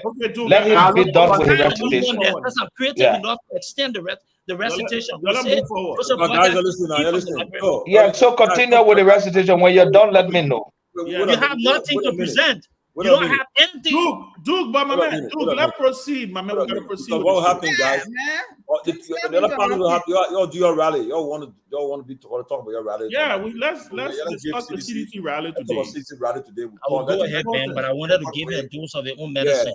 Yeah, let's discuss the CDC rally. Ambassador is we are focusing on Montserrado also. We're gonna do big in Montserrado. I can tell you that. We're gonna do big in Montserrado. We have not given up Montserrado. No, that's not true. No, that's not what I said. Again, don't forget. I didn't say y'all give up Montserrado. What I said was Montserrado should have been. They are not mind those that are running bad propaganda. Can you imagine? You know, sometimes let me not say that, but let me say, just say. Studio, we're having a discussion. Y'all take the thing down until we call for the video. Yeah, I'm not hearing anything. Yeah, man. Until we call for the video, y'all can't. Why y'all can't listen to the people? Okay, Roland. No, but we're leaving the topic. We just Roland, can you hear me? Yeah, so no, come back because I got interrupted by that. My question to you was, I'm not saying that I believe Unity Party will be competitive in Montserrado. Hands down, I'm not delusional. What I'm saying though is Montserrado should have been the sole spot for CDC because, according to political pundits, CDC lost the last 2 by-elections, which I believe was as a result of the opposition being united. So that's why I laugh when I see Unity Party claiming that, because Dillon won the election, so it means Unity Party can win the election because Dillon supporting Unity Party, which is not true. Dillon did not win that election on his own merit. That is a fact. If the CPP was not together, Dillon would not be senator today. You know that, Roland. I know that. The whole world know that. But probably they don't want to agree with that. My question to you is, does this say that if the county that should have provided the most damage to CDC is supposed to be Montserrado County because this is the most active county politically, if CDC is showing this kind of strength in Montserrado, does that explain why your Unity Party have not left the county as in the standard bearer? No, when you say have not left the country, you're talking about the standard bearer going around the country. Is that what you're talking about? Yes. Yeah. The standard bearer has visited Grand Bassa. He has visited Nimba. Since the campaign started. He has visited Bon. He has visited Bon. Yeah, he has visited Nimba. Yes. He's visited Grand Bassa. He has visited Bon. Okay. He has visited Bomi. Okay. He has visited Cape Mount.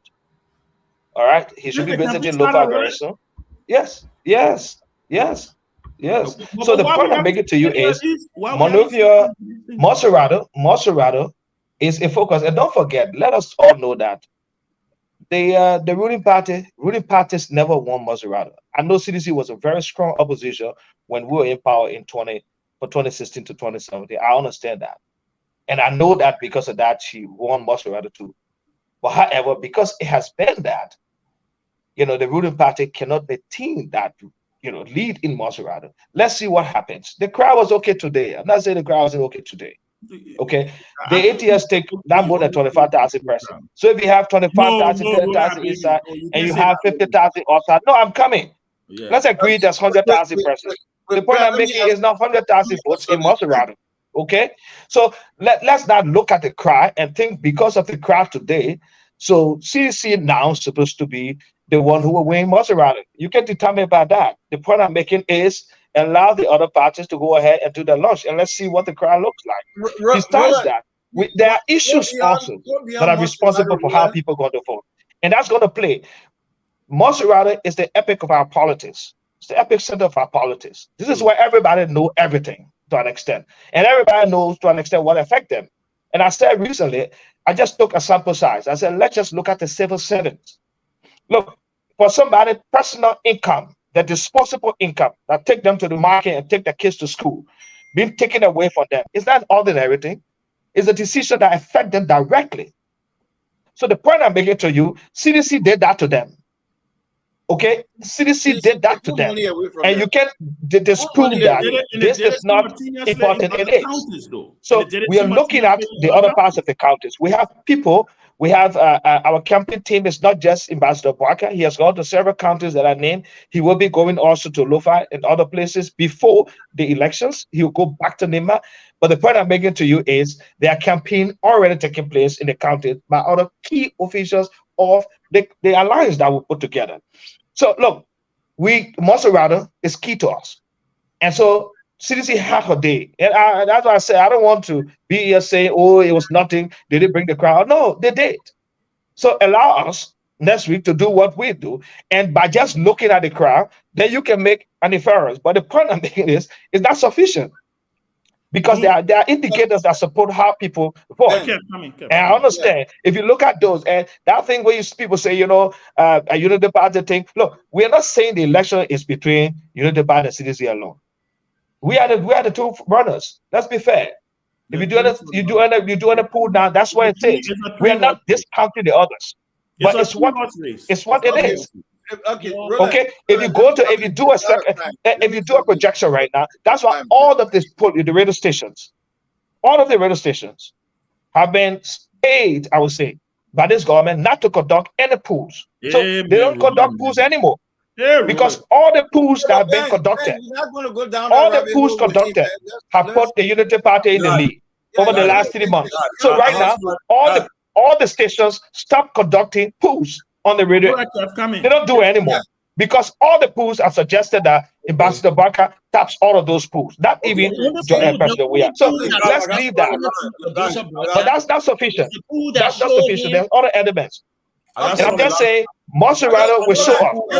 Unity Party has also been one of the biggest parties here in Maserati. Okay, God, you're talking too much. Nobody want to listen to the Everybody. I got somebody who are at the rally today. Want to talk about the rally today? Okay. Go ahead. Who's that? Go ahead. Talk about the rally today. But who's that? Everybody's going on you. Well, Jackie, wait. Let it on. Thank you, Tomalin. And thanks to all of the panelists. My name is Kalasco. And I'll call you from the compound of the CDC.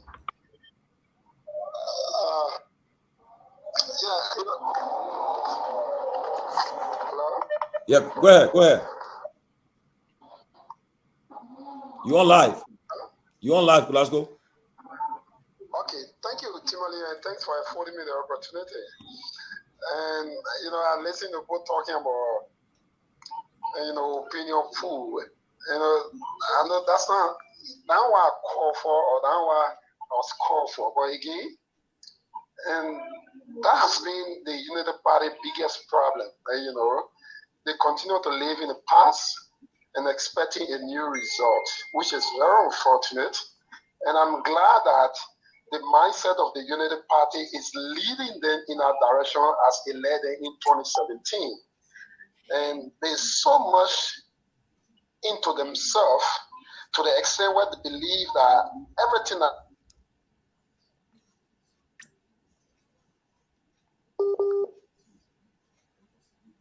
Yeah, please let my brother go to your house. The internet in my river not go right now. Too much traffic. getting me? Yeah, we hear you. Go ahead. Calling him. Somebody was probably calling him. That's what it was. Oh, okay. Okay, you know, and today what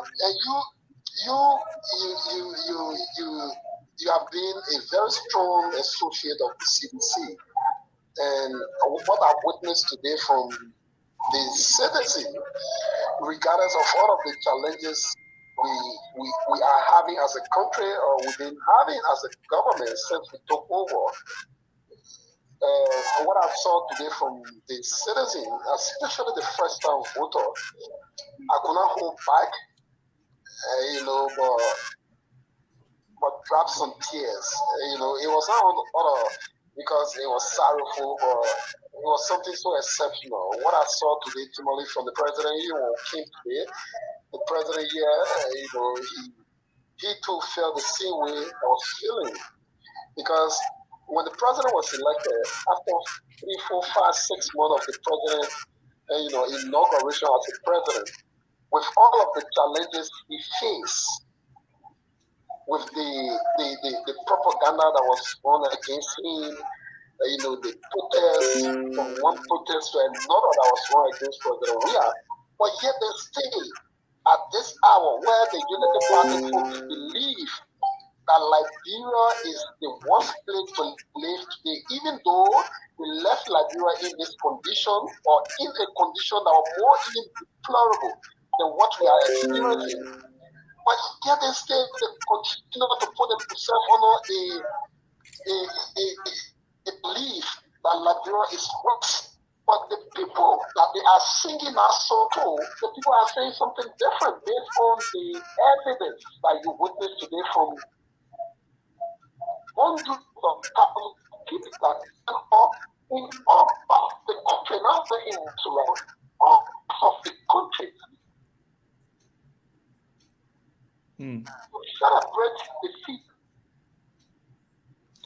If you let the people that everything here is just Yeah, we haven't. We can't hear him. empowering the country. It's something for the future, the president. What some people are saying, a clear example of believing in a cause. It was a clear example of looking at this president that was so much overlooked. This president that they said, everybody said that he could not deliver, but today, he relatively under 4 years is something remarkable. So the people turned out today in their thousands, and you know, to appreciate him, and which we all, and you are there, you have seen it, you see photos, you see video. It's not something that we went and we took photo and copied. No, you saw the stadium, you said everywhere in Monrovia today, not only in Monrovia, but everywhere was doing packed. So, and at the party headquarters, we are at the party headquarters. There are thousands of supporters. Stay at the party headquarters here, the president, based on some of the achievements that he has followed in recent period. Thank you, Kudasco. Thank you. Thank you. You all enjoy your day. Today was CDC Day. You guys deserve the day. It's your day called Blue Rider Day. You guys did it, and thank you so much. Tomalin, can you try to get I'm trying to think about somebody So else look, get on the line. Look, when CBB launch, we'll do the same. You people say our platform is sanctioned, so we know what happened. But the No, Roland said they lifted the ban. Roland getting is here, so maybe Roland lifted it. Okay, let me come in. I was supposed to come in before. Let me come in before Velasco. Let me say this: we're not going to go down that rabbit hole with Roland talking about. You know, they want to be a master of propaganda, but there's difference between propaganda and reality. And what happened today is reality. So you can keep your propaganda talking about pay this, pay that, pay that. But what happened today, not only in Monserrado, early on, this network played the tape around the country. It's something that happened around the country. If you cannot tap that, stay out of the way. Just stay out.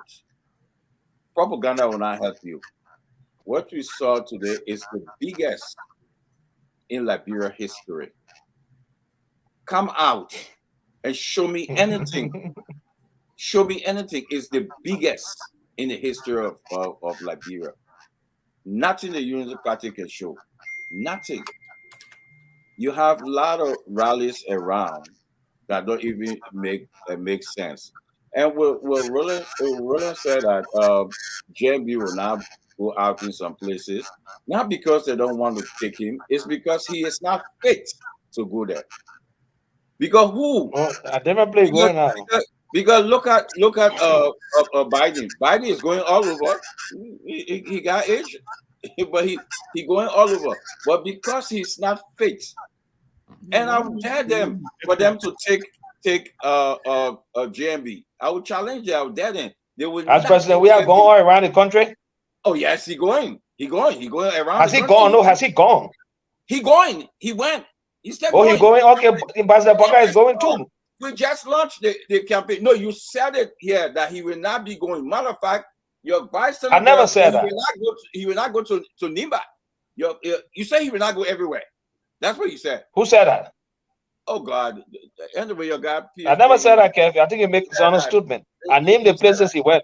You say he will and I said that other places he will go. So I don't know. I never said that. So because he is not fit, so they cannot take him. You see, that's why I said you're going somewhere else with that now. Yeah, he is not fit. That's it. He's not going to play football. Okay? He's not going to play football. You got to be fit to run. No, he's not going to play football. You gotta be fit. But again, you gotta be fit to play football. He's not going to play football. Prince Johnson said he's too old to do that. So we agree that he's too old to do that. But what happened today? You cannot match that. Okay, and let's see. It will not be. You will come. Okay, let's see. On the show. The guys at 6:30, we'll go to the lounge to take some calls. And for the Librarians to weigh in the time. But yeah, let me ask a quick question. I want to ask a quick question to everybody. Yeah. Anybody can. Yeah, 6:30. What happens if Unity Party falls short on next week? What happens if next week? Your rally is next week, right? Oh, I said, what happens if Unity Party falls short next week? And also, what happens if Unity Party shows up a massive force? What is it? What is it? Does the bickering continue? What happens? Ben, the only people who have been engaging in crowd politics are the Unity Party. You saw in District 4, you didn't see her running around here because what we're focused on, it's not about crowd politics. It's about two issues: the issue of corruption and job creation. That's the focal point. Whatever Unity Party does is up to Unity Party. But I know majority of Liberians, they're telling you that they don't care about crowd. They're focused on the issues. Who's going to provide jobs? Who's going to tackle the issue of corruption? Those are the pertinent discussions that we should be having. If you make this race about crowd politics or a race about Unity Party and the CDC, let me go record on the show here. George Weah would be re-elected as president. The Liberian people continue to tell us that they dislike Unity Party. The only people which Liberian people is speaking for? Perception politics are individuals who are tied to corruption, individuals who have pocketed from the Unity Party administration. I have never worked in government. I don't intend to work in government. This is the difference between our argument and people who accept that. Finally, look, Unity Party is going nowhere. I saw this in 2017. The people who are talking today, we're not talking in 2017. We know what we saw and we know what the patterns are. The Unity Party offered nothing serious. That's why they're stranded in Monserrato, taking small groups in tight spaces and trying to create this perception politics. The truth here is that it doesn't change anything because on election night, they are setting themselves up for disappointment. Because perception politics is not going to the polling station to vote. What's going to happen is that Liberians are going to vote based upon records. They're going to vote based upon who's more qualified. They're not going to vote for Joseph Boyka, who is a common criminal, who has stolen money from the United States. No. I think Gentlemen, you gotta try to control that. Let's be fair now, and we have to be respectful to each other. No. I will not sit on this platform and allow him to do that. Roland, you can't be the one talking all the time. No. I think Timothy, I think you guys need to control this platform. I will not sit here and allow him to say that. Some of us do not want to be like what Duke is doing. We can do that if you want us to do that, but that's not what we should do. Yeah, he has to be respectful. I will not sit here and allow you to say that, to call my standard bearer a common criminal without any evidence. That's terrible. He has not gone to any court and found guilty of any crime. This is the point I'm making. He has to be respectful to my standard bearer. We will not sit here and allow him to. Roland, I get your point. Duke, you have to Duke. Ben, I don't think Duke said anything wrong. The guys,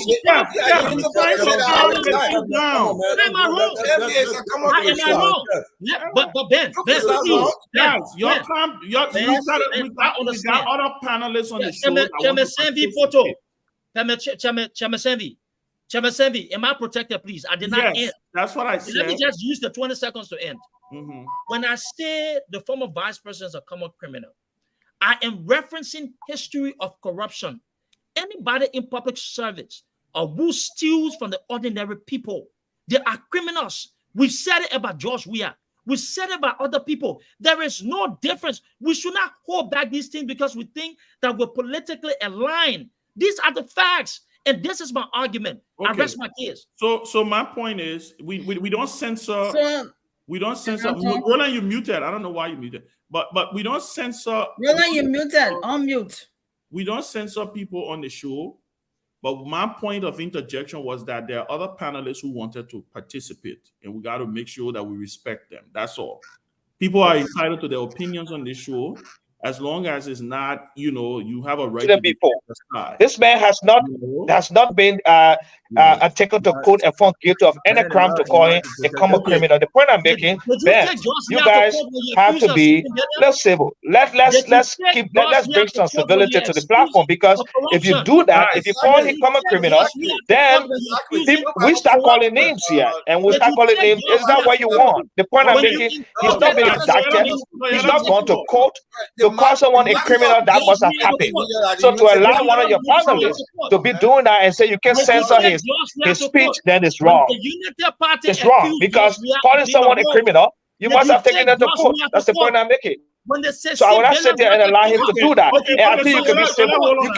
You can still discuss about Ambassador Bwaka, being somebody that you don't want to vote for, or you think the Liberian people will not choose as president. Then to call him the names you call him. That's the point I'm making. One person at a time. We on the radio. That's the point I'm making. And I think it's good enough.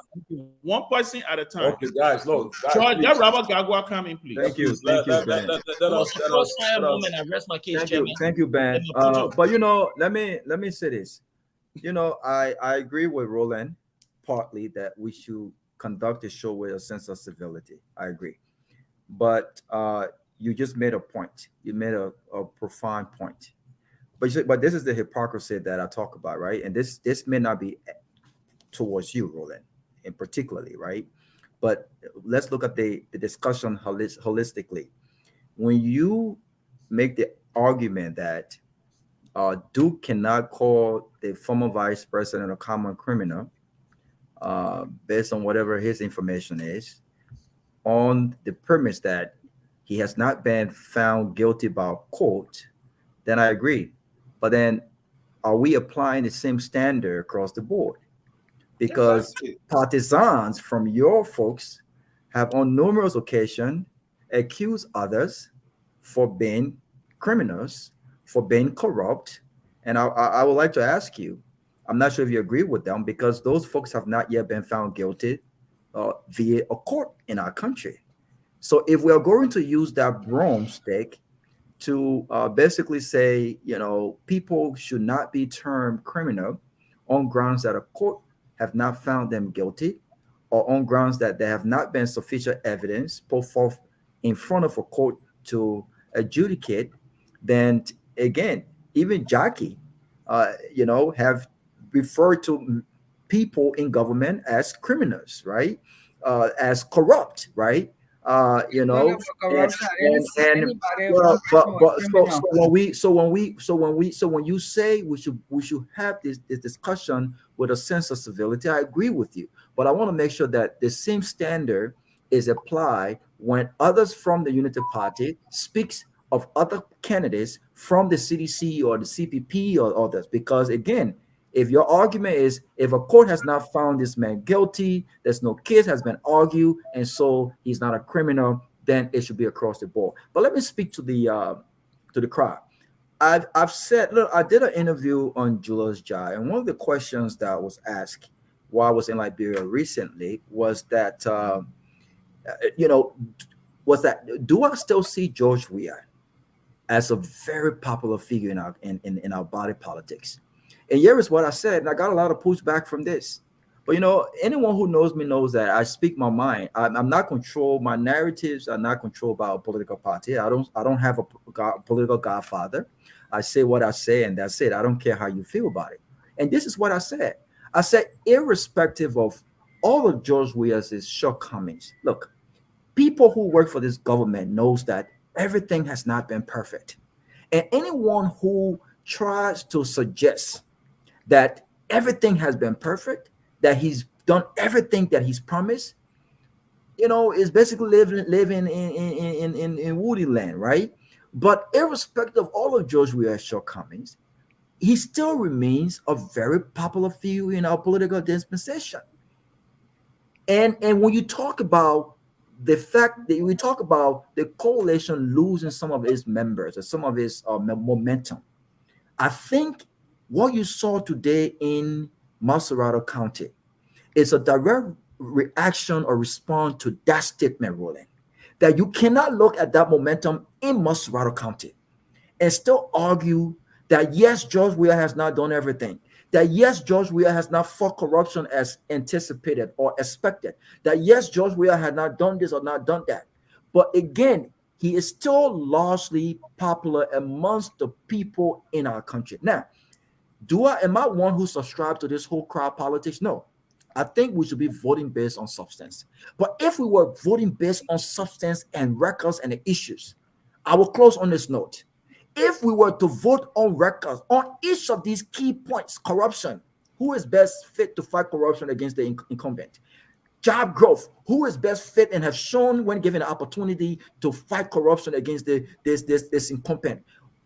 When it comes to education reform, who is best fit and have shown based on a record when given an opportunity?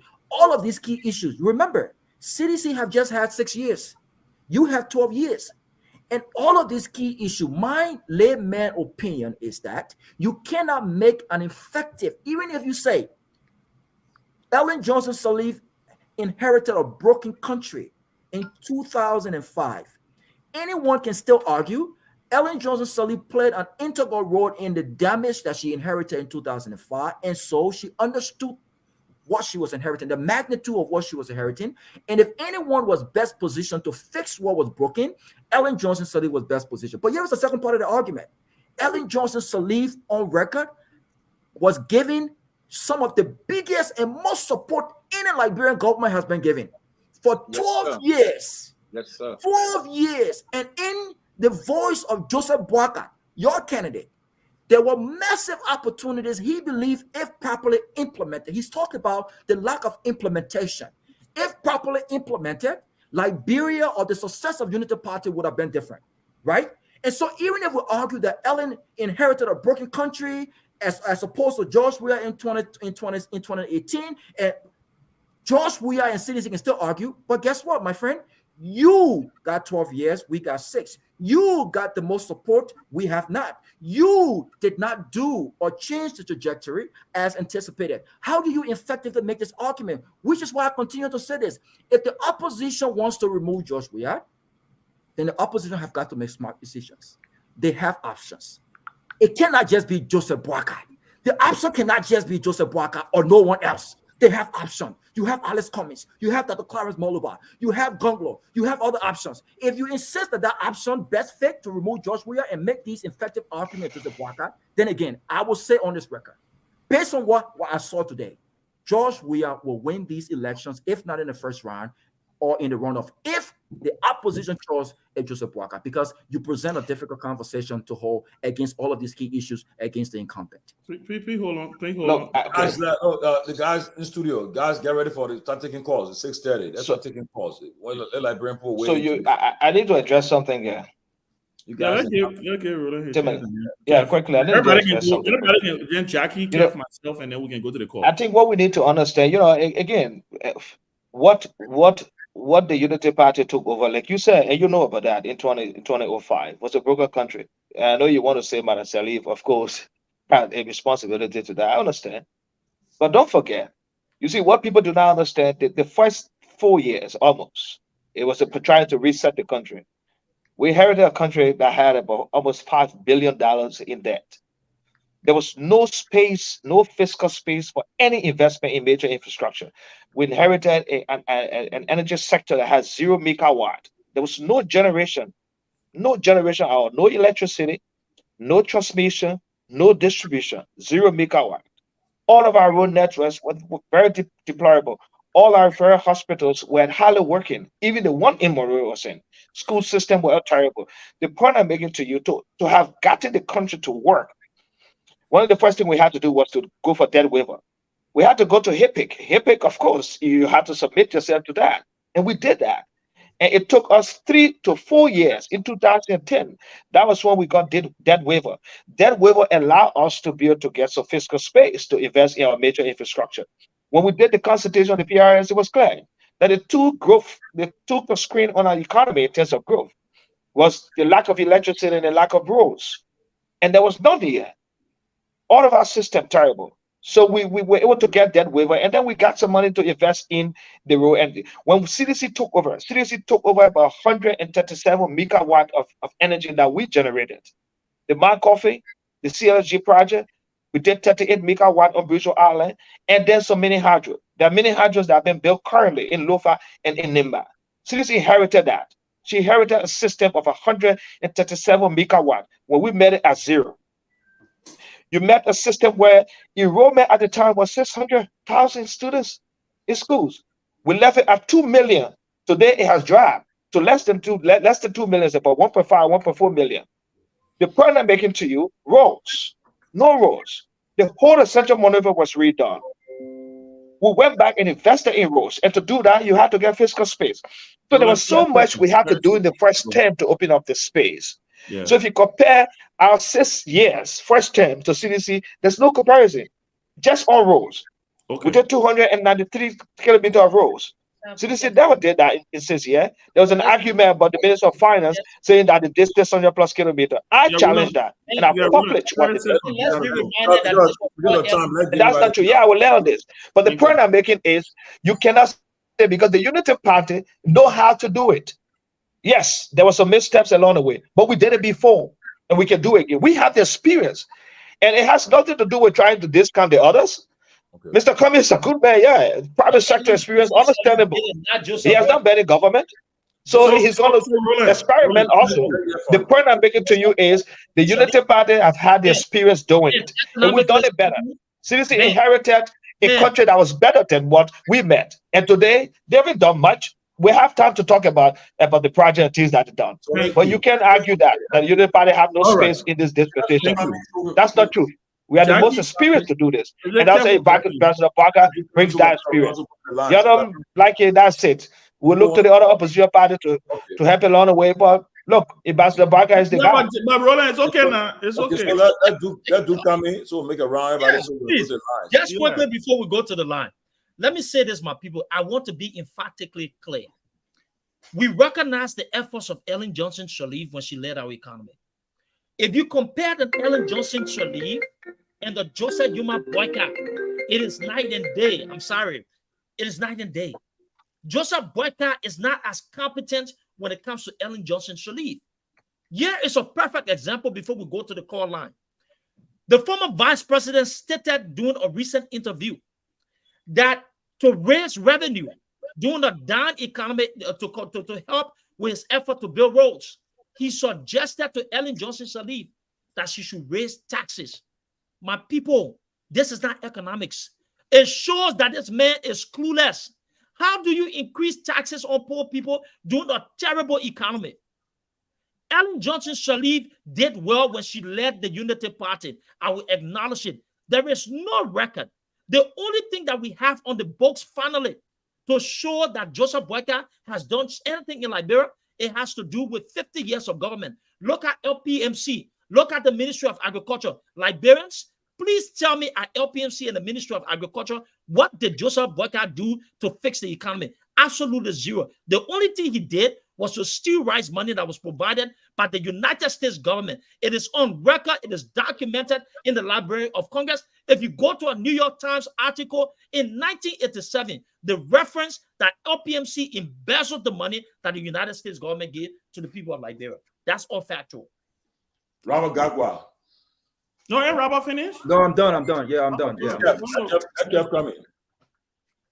Listen, let's make something clear here.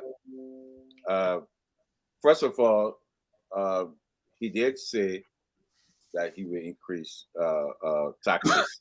The last interview, Joe Boyka said that. So Duke is correct. The last interview. Next time I will play that tape for you so Roland can hear that. But you know, Robert said something. Robert talk about, I don't know if Roland got it. Robert talk about the Unity Party received the more money than any other government in post-war. The most.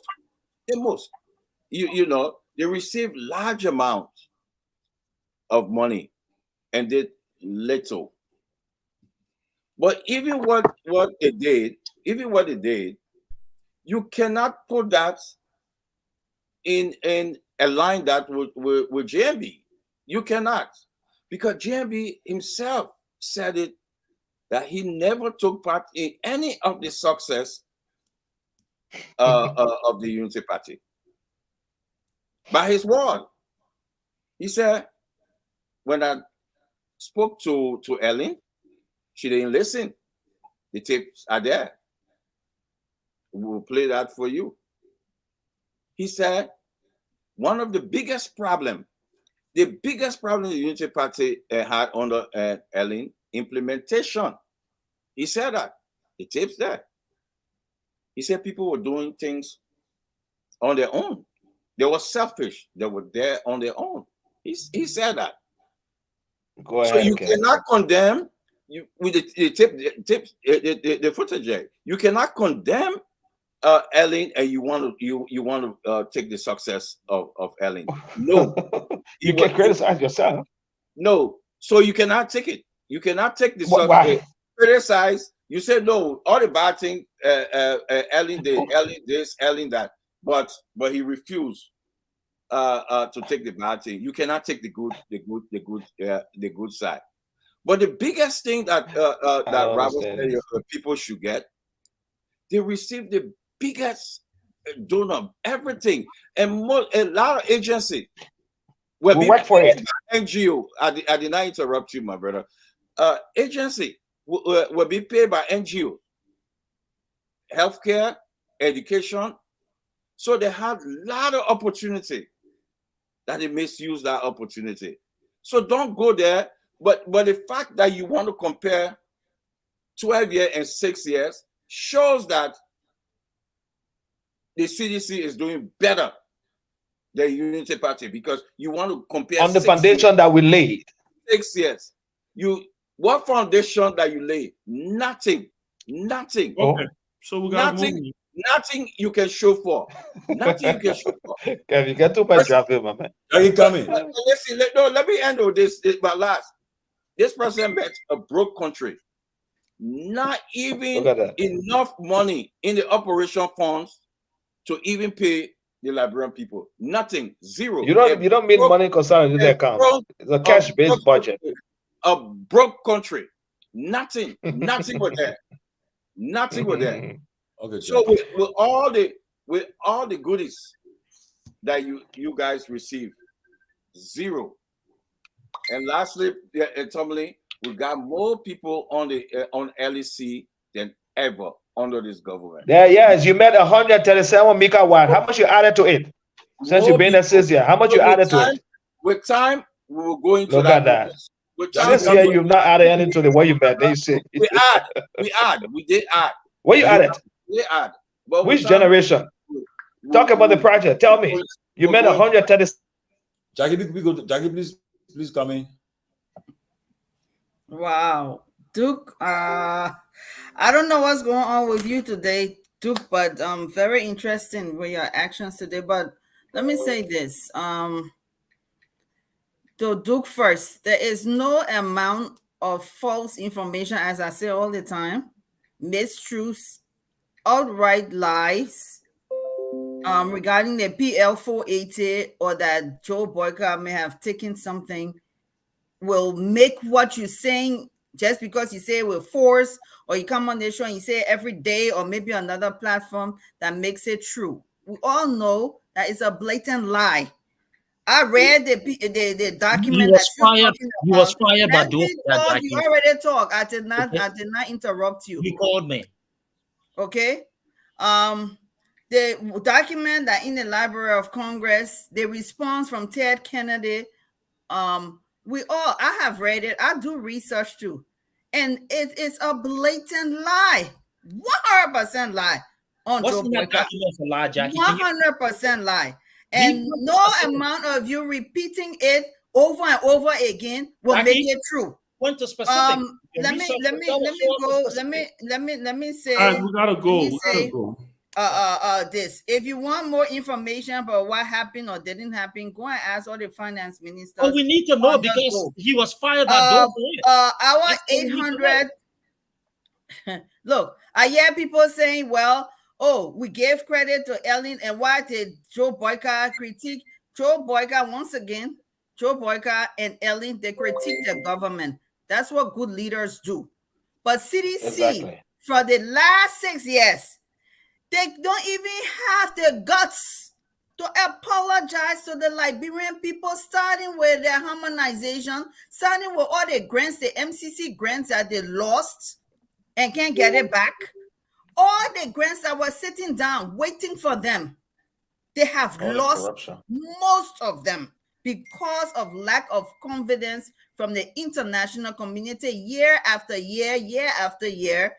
All the international communities, once they had to write a letter in 2019 begging the CDC government to stop misusing the funds. So the evidence is there. The electricity stuff, the roads, the road from Lofa Dominicana Highway, it should have been finished by now. The Lofa people should be traveling. You do it. You took 5 years, you do it. The money was there. We turned the money over. We turned the money over to you. Look, and you take part of your shameless people. You took 12 years. You look at that. That's how shameless you guys are. Give me my money back. 137 because You tried to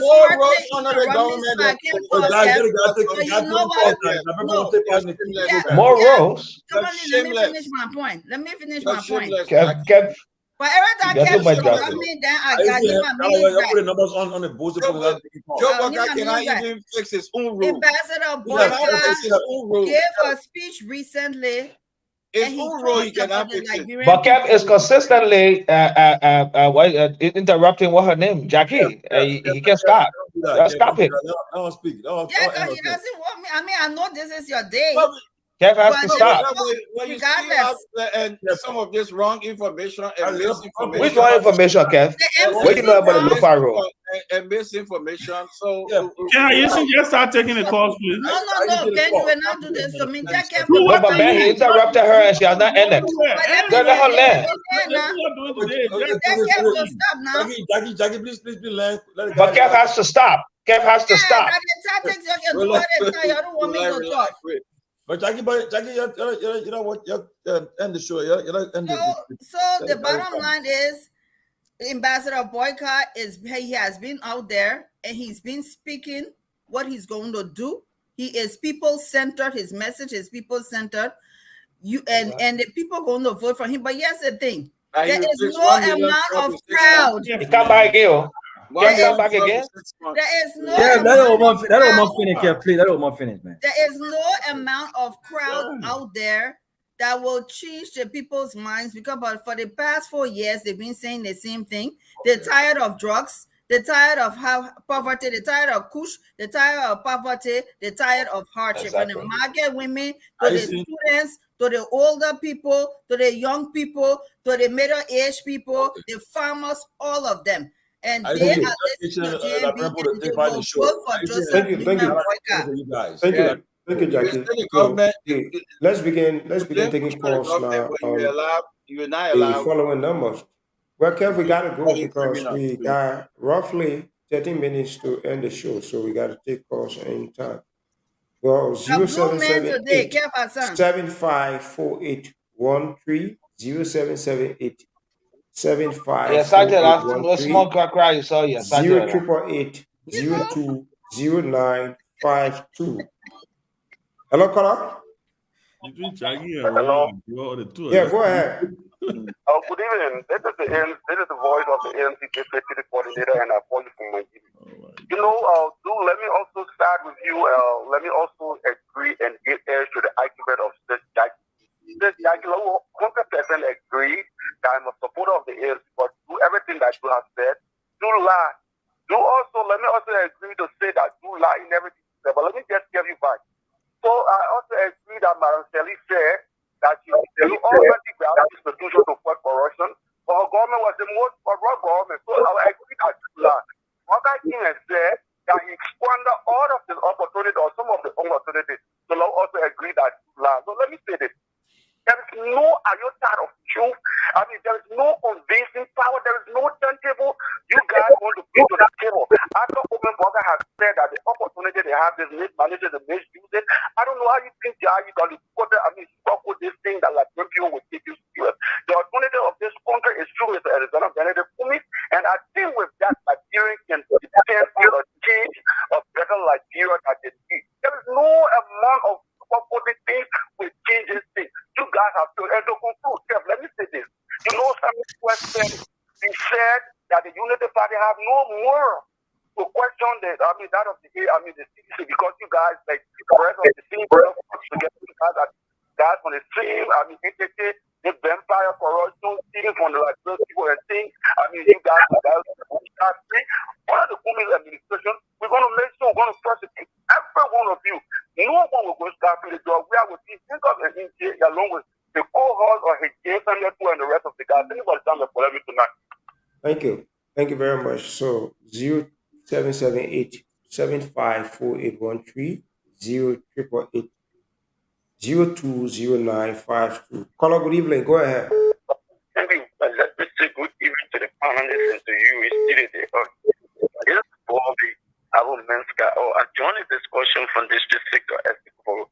But listen, the people in this country fail to understand the issue that we are confronted with. Listen, the Honorable Brother used the statement that we squander the opportunity.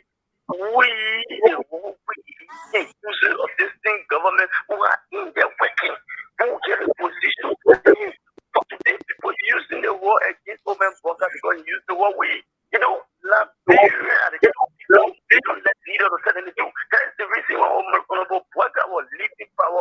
He did overload. There was a thing overload, over to draw what even the budget, the car, everything was there. She used that budget for more than 1 year. They say, oh, no, is that? So that was what you say, the fucker has integrity. People bring integrity to the presidency. Or the one thing we will rally over 1 minute is building of the nation will vote the best country and the best country come to Toro afterwards with it. And we will prosecute it when Carlos Simil have all the possibilities that will make our country on the international scene that it has become a lovable country.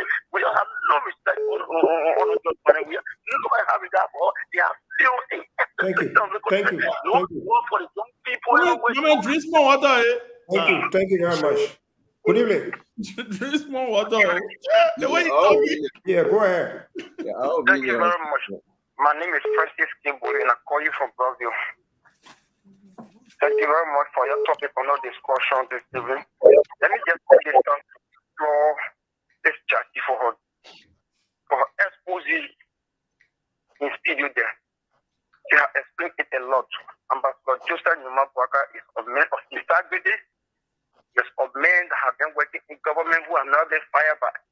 any other government or whosoever through corruption. All accusation left was due to political reasons. You people. Man, leave the caller alone. Let him express himself. Got me alone. Never be fired. His government due to political reasons. In so doing, I'm not believing. Let me just take this time to tell Keff Hassan. You lay in a state. Those are the rare voters. You're not waiting for it. You exploiting the life of people, and you putting your you be voters like real voters. Really? You are just there eating our money. What time will come you pay for it? Thank you very much. I hope you get placed people there will be frustrated. Go ahead. Well, this is Aaron Zing for the rehab bill. Look, to be fair with you, it's a disgrace that Jackie will take this kiddo and say Lova Rocha have finished water when he comes to. He's taking a Jackie will say 12 years on Lova Rocha. What kind of good all I go to put there? We down 12 years. And this man took over Ibrahim over here and started a whole project for going to bed. He don't hire the day from 5 to from 6 to 3 o'clock. She has 10 people on the the first thing negotiated from Banca to Sai. This government can negotiate rule from Banca all the way to Bonnet to Menicoma. Look at that. I make it. They just say report to the city paragraph. They just read it. The whole area is all sounds down. There's another program going on there. The person are going to back. So the whole day is from all time. Those are left on work. They're there now. So they go check it and see what happened. Thank you. Caller, go ahead, your live. Really? Yes, quickly. I'm going to take the last one and so we can talk. I feel so bad when people talking about, I'm a DC man, but to hear people talking about Joseph Walker, that he did this, he did that, it makes me sick. One of the best opportunities our country had was the agriculture program that was in Lofa. And he was at a you have allowed that program to dial down today. That would have been a other program for the world.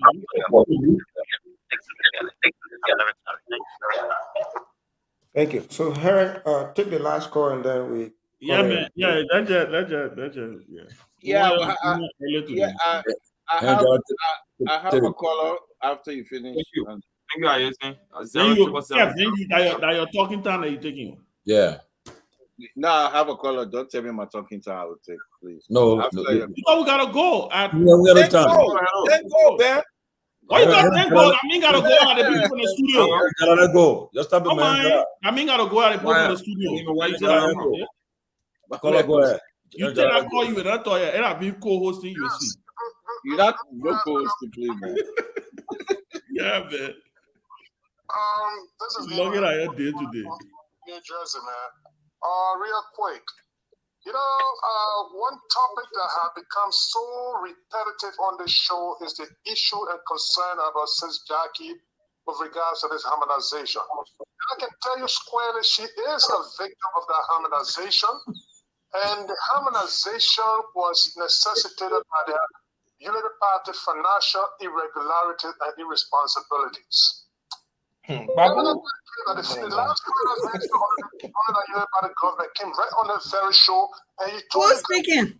That Abraham Conant. 90.4% of revenue generator was expended on expenses. I can imagine you are victim. It was exhausted by salaries. Really, government? No. Thank you for this harmonization. Okay, respect the guy, man. Go ahead. And so was Jackie at the health ministry. She was making up to in a tour of almost $7,000 harmonized, and that's what she did in the United States. And they are sitting here now every day to complain about harmonization. It was necessitated by your financial irresponsibilities. What business? People $180,000 in Liberia when you're begging lawmakers in the United States are making $104,000. And you're telling people that it was not necessitated? It was necessitated. And with regards to the electricity that Gideon is talking about, you're talking about 137,000 megawatt. How much did we expend on the people? 37,000 people benefited. Now they are being expanded by this government. So Gideon, you got no growth to talk here. I can understand that you guys are all angry past government officials. That's why they want to fight the government. ain't going to work. Thank you, man. Damn it. Jackie, you got to address the harmonization story. That man got no information. So misinformation. Let me slap you. Every day. There are 17,000 civil servants who are suffering. Let my clock come in. That man has no idea what you're talking about. All right. Thanks for having me. My name is. You see, when Jackie said the harmonization was a failure, the harmonization being a failure is relative. If you were making 3,200 hours in government like Jackie was making, and they drop you to 1,500, of course you would say it's a failure. But when you are making $70 and it increased you to 200 hours, of course, that was almost 85 to 90% of the people. You will say making $40 an hour. You got that increase. Yes. And let me conclude here. Joseph Walker can never be president because he lied to the Liberian people. The old man lied to the Liberian people, like Prince Johnson said. Joseph Walker in 2017, he said, I just want to be president for 6 years, one term, because of my health and my age. Ladies and gentlemen, 2023, that is 6 years. He never said that. Is not going up. Joseph Walker not deteriorated in health. So when he told us in 2027, this man was lying, and a liar should never be president for our country. Thanks for having me, and God bless you. Now, who was that? Papa Flomo? Yeah. But guys, thanks, Melo. Let us do our closing quickly. We'll get 1 minute to do our closing. Yeah, let me do mine because I gotta run. Okay, Ben. You see that reason? I said it. Let me do mine. Because I can imagine what happened with you, Roland and Duke. I won't play referee before we go. No, that Duke thing on there. I ain't nothing with Duke, man. Let me say that got arrested today. You run away. I ain't nothing with Duke. Great discussion. I think the CDC did extreme. I mean, look, the CDC did what she had to do today. I think in certain estimation, I think they surpassed some of the projections that people even had. Having said that, I still think this election comes down to ground game. I still think this election comes down to get out the vote. I still think all this excitement at the end of the day is the party and the campaign that has the strategy to be able to get its voters to the polls. Is the campaign that is able to get its voters, that will be able to provide poll watchers at every polling center in the country, every precinct. Poll watchers needs to be there. Because we don't want to hear people crying and then get a tally sheets. We want to hear people crying on the say. So I think it's an interesting, getting ready for an interesting election. At the end of the day, the Liberian people will make the determination and we will live as one people. You know, today I had a very frank and a very fascinating conversation with one of my good old friends from the Unity Party. And I said to him today, he said, Ben, why are you always hitting us? Why are you going at us? And so I told him, I said, this is now war. I'm entitled to my opinions. I'm entitled to restore. And that's what I like Roland for. You see, he came here today. He wanted, and I appreciate his kind of politics. But like Roland, you were trying to stop, and I wanted to address this, because you were trying to stop Duke from using a certain word on the former vice president. I wouldn't say that. I wouldn't use that on him, but Duke is entitled to his opinion. We don't censor people here. But Roland, there are people, I mean, this is the MO of your people. On this live chat here, every day they call me criminal. We don't block nobody. I ain't go to no court before. According to them, they say I took loan, I paid the loan. But Joseph Baga said to loan. I'm sure Joseph Baga offered deferment to Abbey Bank. I'm sure he not missed 1 or 2 payments.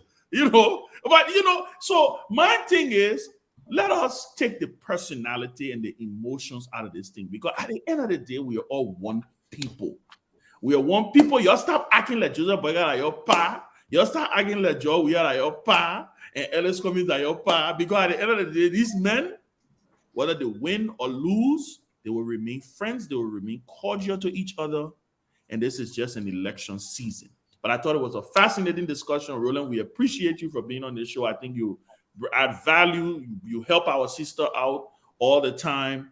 Jackie has been in a tough zone here. Because when Kev get ready to tie her in, it can't be easy. Then she get frustrated. When you see her glasses come down, yeah, but I hear now. This you Yeah, get. say all of y'all, don't just call Keff name. Hey, man, Jackie, I don't get you hot down. I always protect you. But it was a great show, guys. We're Thank you. we're not here now. Now we're here, right? Okay. When I said now we're here, okay. We're not get a closing. Thank you, yeah, Roland. We're not get a closing. No, I want to do my closing later on. Okay, Raul, get a closing. Look, is Roland trying to give his closing later on? But look, let me end by this. I like the interaction. It's great interacting with Roland, and I will reiterate what Ben said. Look, I said on the drive yesterday, my brothers was expressing disappointment how I didn't show up and I didn't ask Eugene the tough questions, how I didn't do this and do that. But there's one thing I want to say. Yeah, this show, this closing argument. Say what you want to say about Tomalin. Say what you want to say about Ben. Say what you want to say about Doc. Say what you want to say about Keff. Say what you want to say about Jackie. But this show have given an open invitation to everyone, be it Unity Party partisans, be it the CPP, be it the Gonglo team. Everyone have been invited here to make that closing argument. The choice is yours. Those who have decided to come and take advantage of the airtime and make an effective case are doing just that. This is the reason why I always give credit to Jackie. And this is the reason why today I will give credit to Roland. I don't know Roland. I haven't met him before. But I think his courage, he did more than the Vice on the Barrel Unity Party done. He didn't run away from the opportunity to come and make an effective case. He's very busy campaigning. We'll see when he comes to the show. Am I protected? Am I protected? Am I protected? Everybody thought it every time, I don't interrupt people, but I need to be protected. But I say he's very busy campaigning. He was busy campaigning. And he confirmed the interview, and then suddenly he was already to the house. He had ready. And then suddenly the interview changed. But comments were and I expressed my disappointment in what I expressed my disappointment. Eugene was here, and I expressed my disappointment. But let me say this: until Duke stop calling people criminals and all that. I want to end on this note. You cannot make progress without making decision, Roland, Jackie. And I think this is a very important and consequential election. But I will continue to say this. You can call me whatever you want to call me. I will take my glasses off. Call me whatever you want to call me. Robert Gagwa. See, the good thing about me is they're still on my side. 2029 will still be young. After 2029, we'll still be young. Bennett will be probably old now, said it will, but we'll still be, it will be here. But I said this, in order for us to make progress in this election, we must make smart and logical decisions. And to make smart and logical decisions, we must ensure that we're not making these decisions that are consequential emotionally.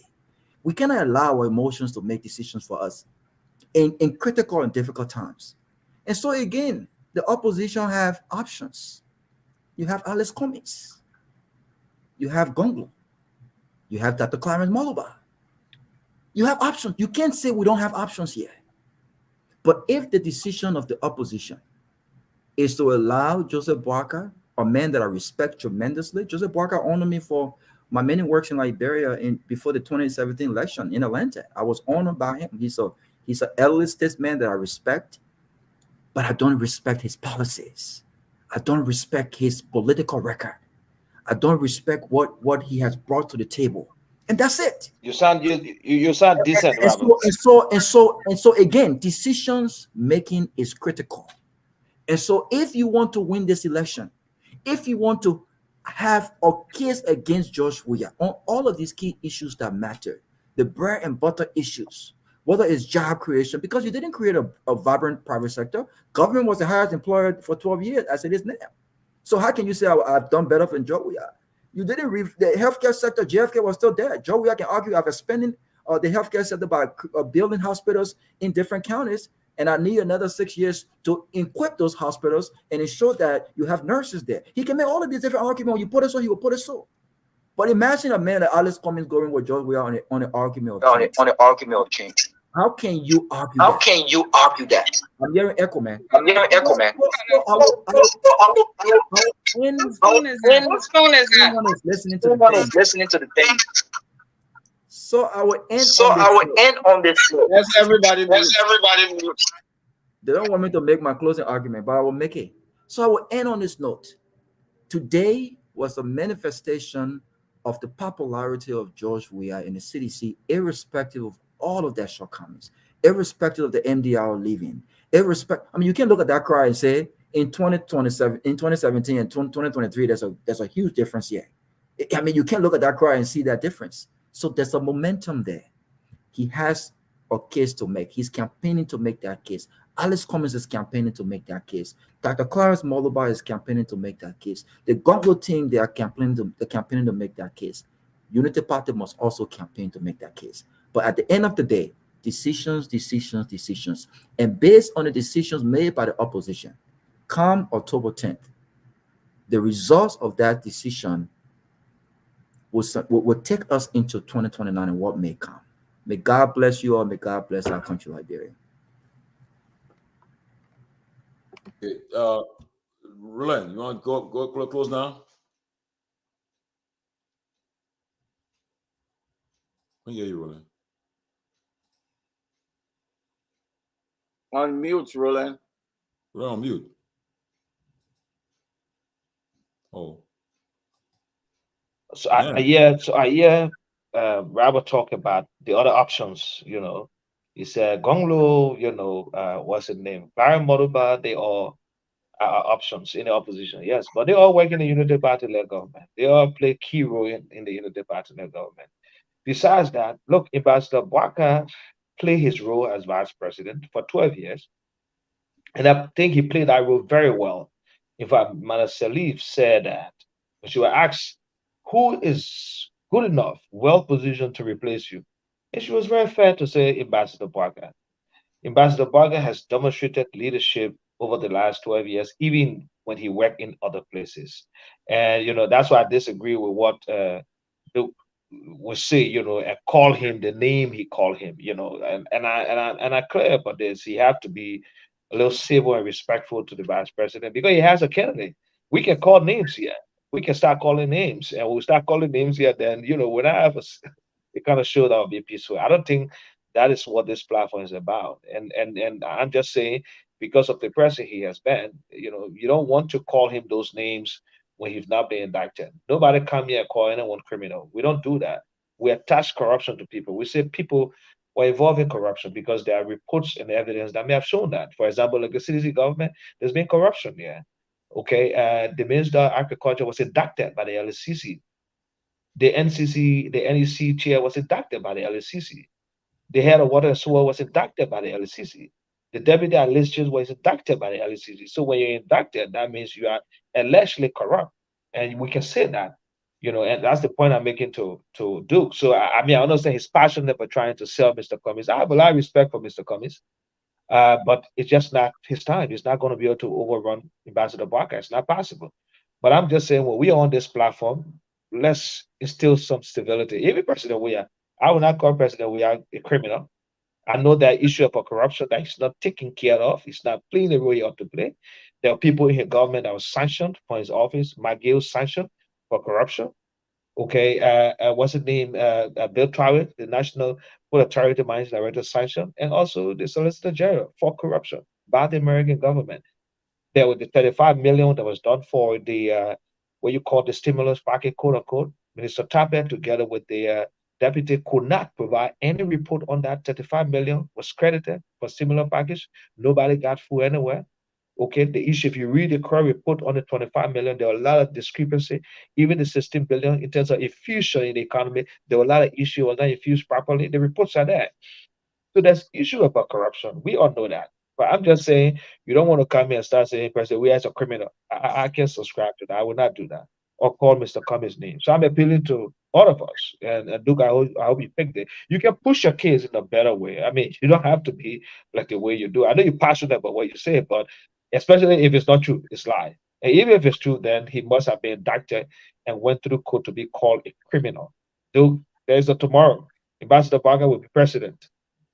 Don't call him a criminal when he has not done to anything that has to do with him being a criminal. But let me say this: to end on this is that that's of course that's something the Unity Party is going to come up. We are campaigning. Rather say, Unity Party got to campaign. No, you see, don't say you got to campaign because we are campaigning. Our strategy is autopause. We're doing it in different ways, and it's working. We have people in different region of the country campaigning, and I can tell you, you'll be surprised what's going to happen next week. Kev, I know you're concerned about that. I know you're very excited. I see you in a very beautiful blue suit. You plan to wear that today to just blow up and feel good about yourself that you've won the election. No, you've not won the elections. On Sunday, we determine who has the crowd. But don't forget, the crowd is not just the elections.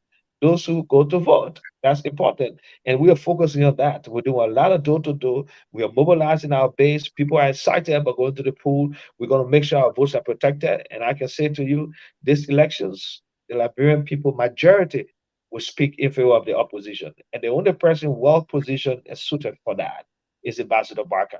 I know the others will have to support. If they can't, even those who support them will know that Liberia needs a change right now. President Weah was not a better option for the last 6 years. Thank you. I submit. Thank you. And sir. I'll see you all. Thank you for having me tonight.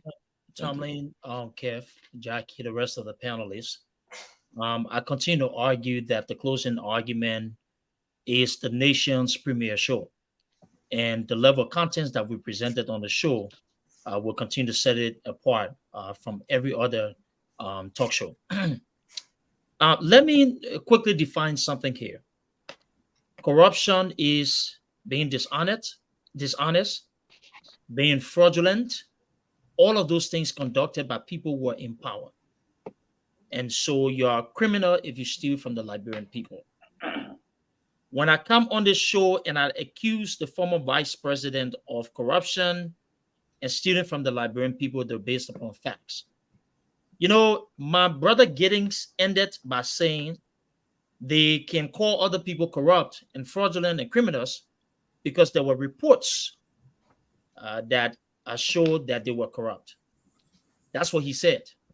Well, in my closing, I want to do something that the Liberian people should listen to, because I am somebody who come here and speak with the facts, and I challenge the Unity Party to counter my facts by providing their own evidences. I will quickly read, Tomlin. The PR 480 rice and counterpart funds generated from rice sales were misused by the Liberian government agent. In parentheses, the Liberian Produce Marketing Corporation responsible for rice sales. Serious problems became evident. Providing those misuse included providing rice without payments to Liberian officials, ministries, and other public corporations, using the counterpart funds to purchase local commodities and for other unauthorized purchases. This unauthorized use contributed to the shortfall in the counterpart fund, which accounted for about $16.5 million shortfall. Every Liberian should make the right decision by reading, researching, and looking at these candidates.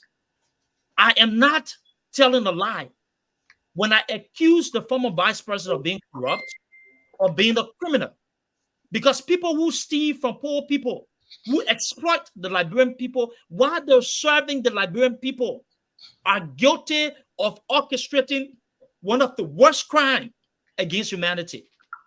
My people, I have provided documentation linking the vice president as head of RPMC and the Ministry of Agriculture to embezzlement. This particular documentation was not conducted by the Liberian government. It was written and investigated, that entire process, by the United States government. This is public record. You look at the Library of Congress, you check anywhere, you see this document, and you'll learn about it.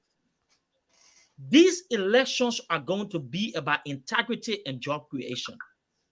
If you agree that George Weah has been corrupt, then you cannot agree or disagree that Joseph Boyka is also corrupt.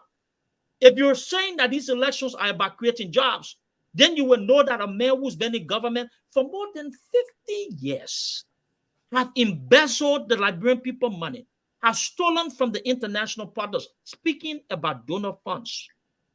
cannot lead the new Liberia that we need to put forth. This is why on this show constantly, I always end with a solution. And I said Alexander Cummings is the only one that can make the argument that he is not corrupt, that he can provide jobs and create a vibrant private sector.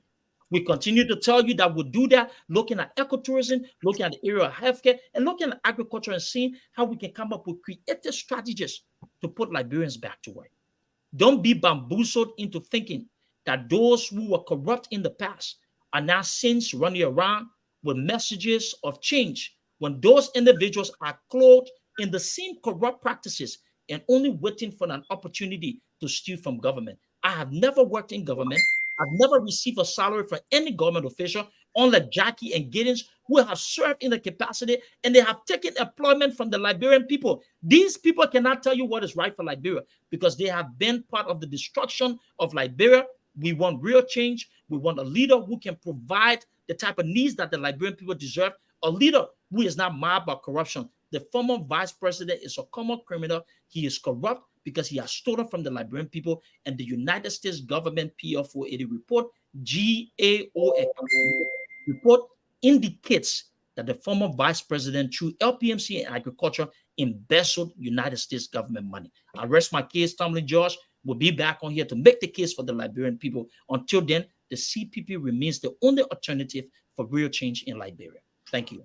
Duke Estrada JJ. Jackie, the closing.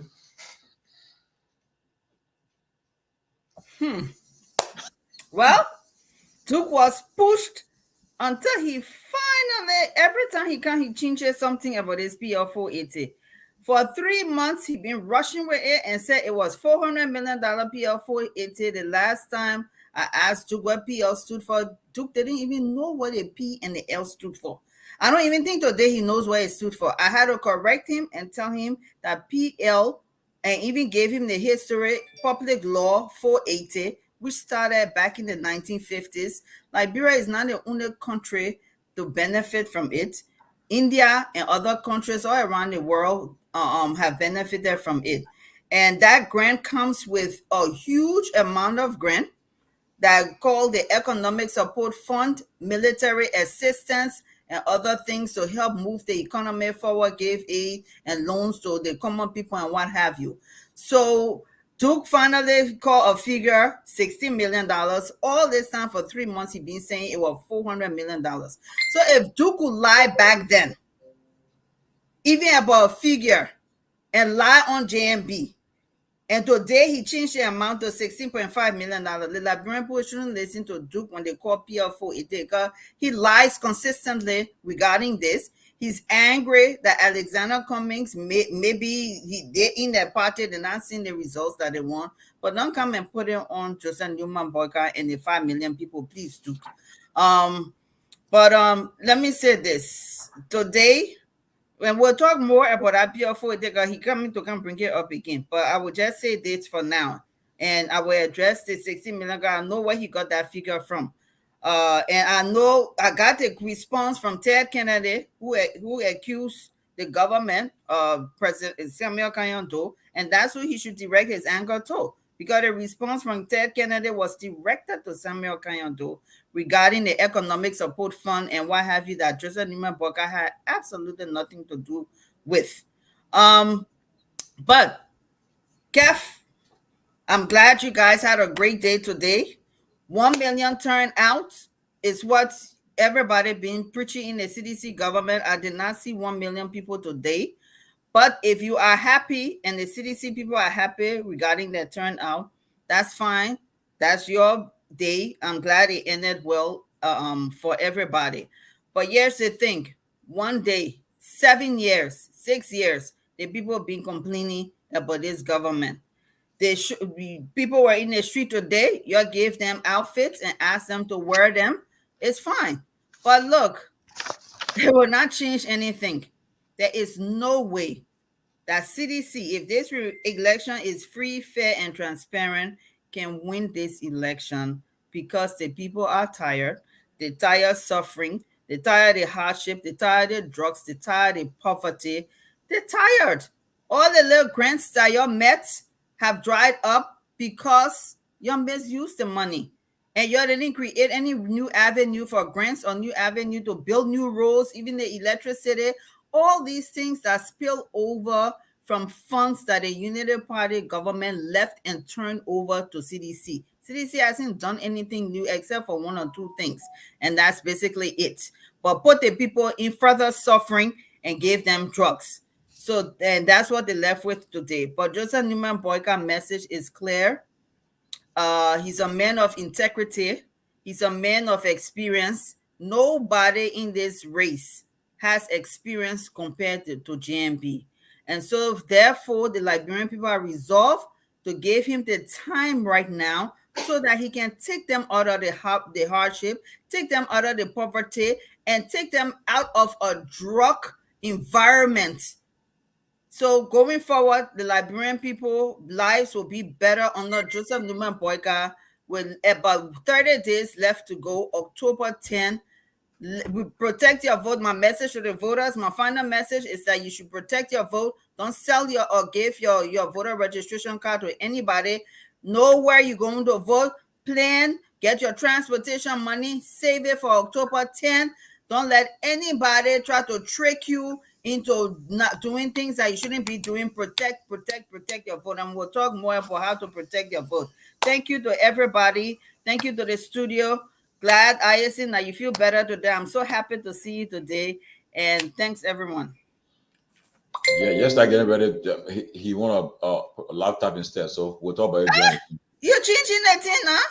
Yeah, we'll talk about it later. But Keff, go ahead. Yeah, closing, Keff. You see, Tomalin George, the reason I wanted Duke to have his time to talk, Mr. Moderator, and the same reason that I would say one of the reasons I really politically don't like the Unity Party people because of their attitude on certain things, and sometimes they get people really upset. Roland on the show a few minutes ago said, "Don't call JMB a criminal because there's no facts, nothing there to show." But Jackie will have the audacity to say the government gave kush, gave drugs. That's how shameless and wicked they are. And this is upsetting. You understand? That's why. So, and I will say this. If you say that, and anybody stop Duke, well, I will continue to say Joe Boca is a criminal because Jackie needs to stop. If she keeps saying it, who said the government gave the people drugs? Any evidence? You just said it. We can call that tape. You just said the $100 million drugs. You talk about it the other day. Tomalin, let me end. I need to go. Because this is upsetting. Duke will not be stopped for calling JMB a criminal if Jackie continues to say the government gave. You want people what evidence she has to say that? You cannot say that. You cannot say that, and we will not allow that. What drugs in the country? We will not allow that. So if Jackie continues to say the government gave drugs to our people, we will continue, and I will tell you, we will continue to say it. Let she stop. Nobody will stop us. We will continue to say it. Roland just said it. He said, "Oh, no evidence. Nobody should call. Duke shouldn't call JMB a criminal. No evidence." Did Jackie have any evidence? Any evidence to show that the government giving drugs? The president look like somebody with drugs. The government look like somebody. The government. You know what I mean? It's an international crime. So if Jackie will come and lie on this platform, you said we will say things too. We will say things because we will lie. If Jackie lie on that, we will say things. If anybody stop me, we will rock it. And nobody should stop Duke. Okay. Because why you stop Duke for saying the Papa is criminal? Then Jackie will come freely, Okay, well, freely, and say government giving push. You know what crime is that? Okay. So that today be the last day. She said that. If she said that again, nobody should stop me when I say things on the platform. No, I'm saying this. I'm giving this warning. That today be the last day you saying it, because I will go in another direction. Okay. Let today be the last day. Okay. Seriously. 33 days to go, guys, ladies and gentlemen. 33 days to go. Tomorrow we'll have a special guest panelist. He'll be telling us the CPP pathway to winning or going to the second round. He'll be telling us the CPP pathway. He'll join us tomorrow. He said he'll break it down to tell you how CPP will go to the second round. And who's the guest? In our guest or guest panelist, he'll be with us tomorrow. He'll tell us how. Who's that? Well, a surprise guest. He's coming tomorrow. He'll tell us. No, he can't be panelists and surprise guests. Let We'll everyone know. do for the show now, but I am saying it now. The man will be appearing tomorrow. You'll show how he said you'll show how people win the election, to go to the second round and eventually win the election. That's here for him tomorrow, okay? But I want to also, on this note, I want to say our thoughts and prayers with our friend and brother Larry Kennedy. He took a surgery. Larry, we from the closing argument want to say, look, you're in our prayers and our thoughts. We wish you well. Wish you that you can get back on your feet and give your contribution to Mama Liberia. You're a very brilliant man, young man, and Liberia needs you. And also, one thing I know, I've gotten to understand, most of the people that come around, any government that wins the election tomorrow, anybody that wins election, we got Liberians from all sides that will form part of that government. Because we got some smart Liberians that will be part of that government, especially where you want the better for the country. You won't just throw everybody away. One of the ones that you know that they just corrupt to the core. They just want to take power. They don't come take power, enjoy. We know them already. So we know that when they go for confirmation hearing, we'll object to them. We'll be there to object to them. We'll rally against them. You know, look, we got 2,417,617 people, Liberians, that will be going to the polls on October 10th in 33 days. Of that number, some people already died, some people already traveled, but the NEC said 2,471,617 persons will be going to the polls. 2,080 voting precincts and 5,890 polling places. So if you want to protect your vote, make sure you got about 5,000, maybe you times 3 or 2, so that 5,890 polling stations will be voting. And make sure that you protect your vote. The U.S. government said they will be monitoring the tally, monitoring the observing the election on that day. So look forward to having a peaceful and transparent election.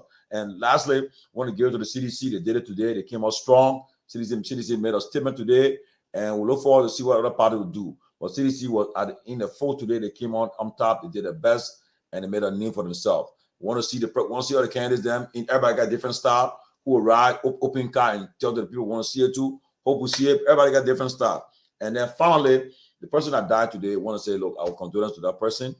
I heard that she's on niece of Stanton. Want to say about condolences to the family, and we wish them our thoughts and prayers with them.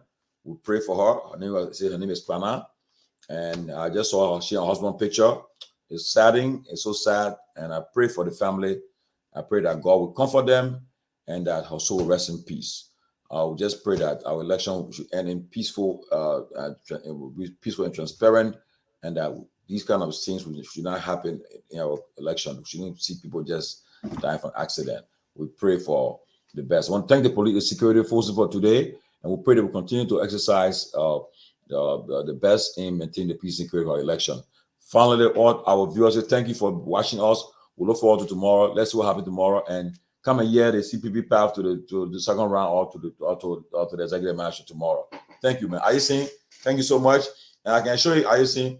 For me, I know I'll bring you gift. I bring you gift. I'm coming, so I want to. It's certain. So Jackie will bring you gift. Kev bring you gift. So don't worry about that one. I'll make sure I bring you gift. Don't worry. You did a good job. So you deserve a gift. Thank you, Isaac. And also, Henry John, don't forget about you. You only listen to Henry. So don't think I forget about you. Okay, brother. See you guys, man. God bless. Well, folks, thanks for watching and following the closing argument on Facebook, on YouTube. Well, thanks to Hot FM, the man Zizi Ivan Balade, Hot FM, and the technical team for relaying this show. But we also love to say thanks to Truth FM for relaying the show, the man Henry Jala, who is doing extremely well at Truth FM, and all of the technicians on duty. We want to say thanks for relaying the show, and to our powerful and energetic switcher and the head of technical team here at KMTV Liberia, the man Emmanuel Dojaine and Patrick Keke. That's Abraham Keke and the man Patrick Wisse, who will shortly join the team. Well, on behalf of the entire team here at KMTV, my name is Aris Ndiba. Good night.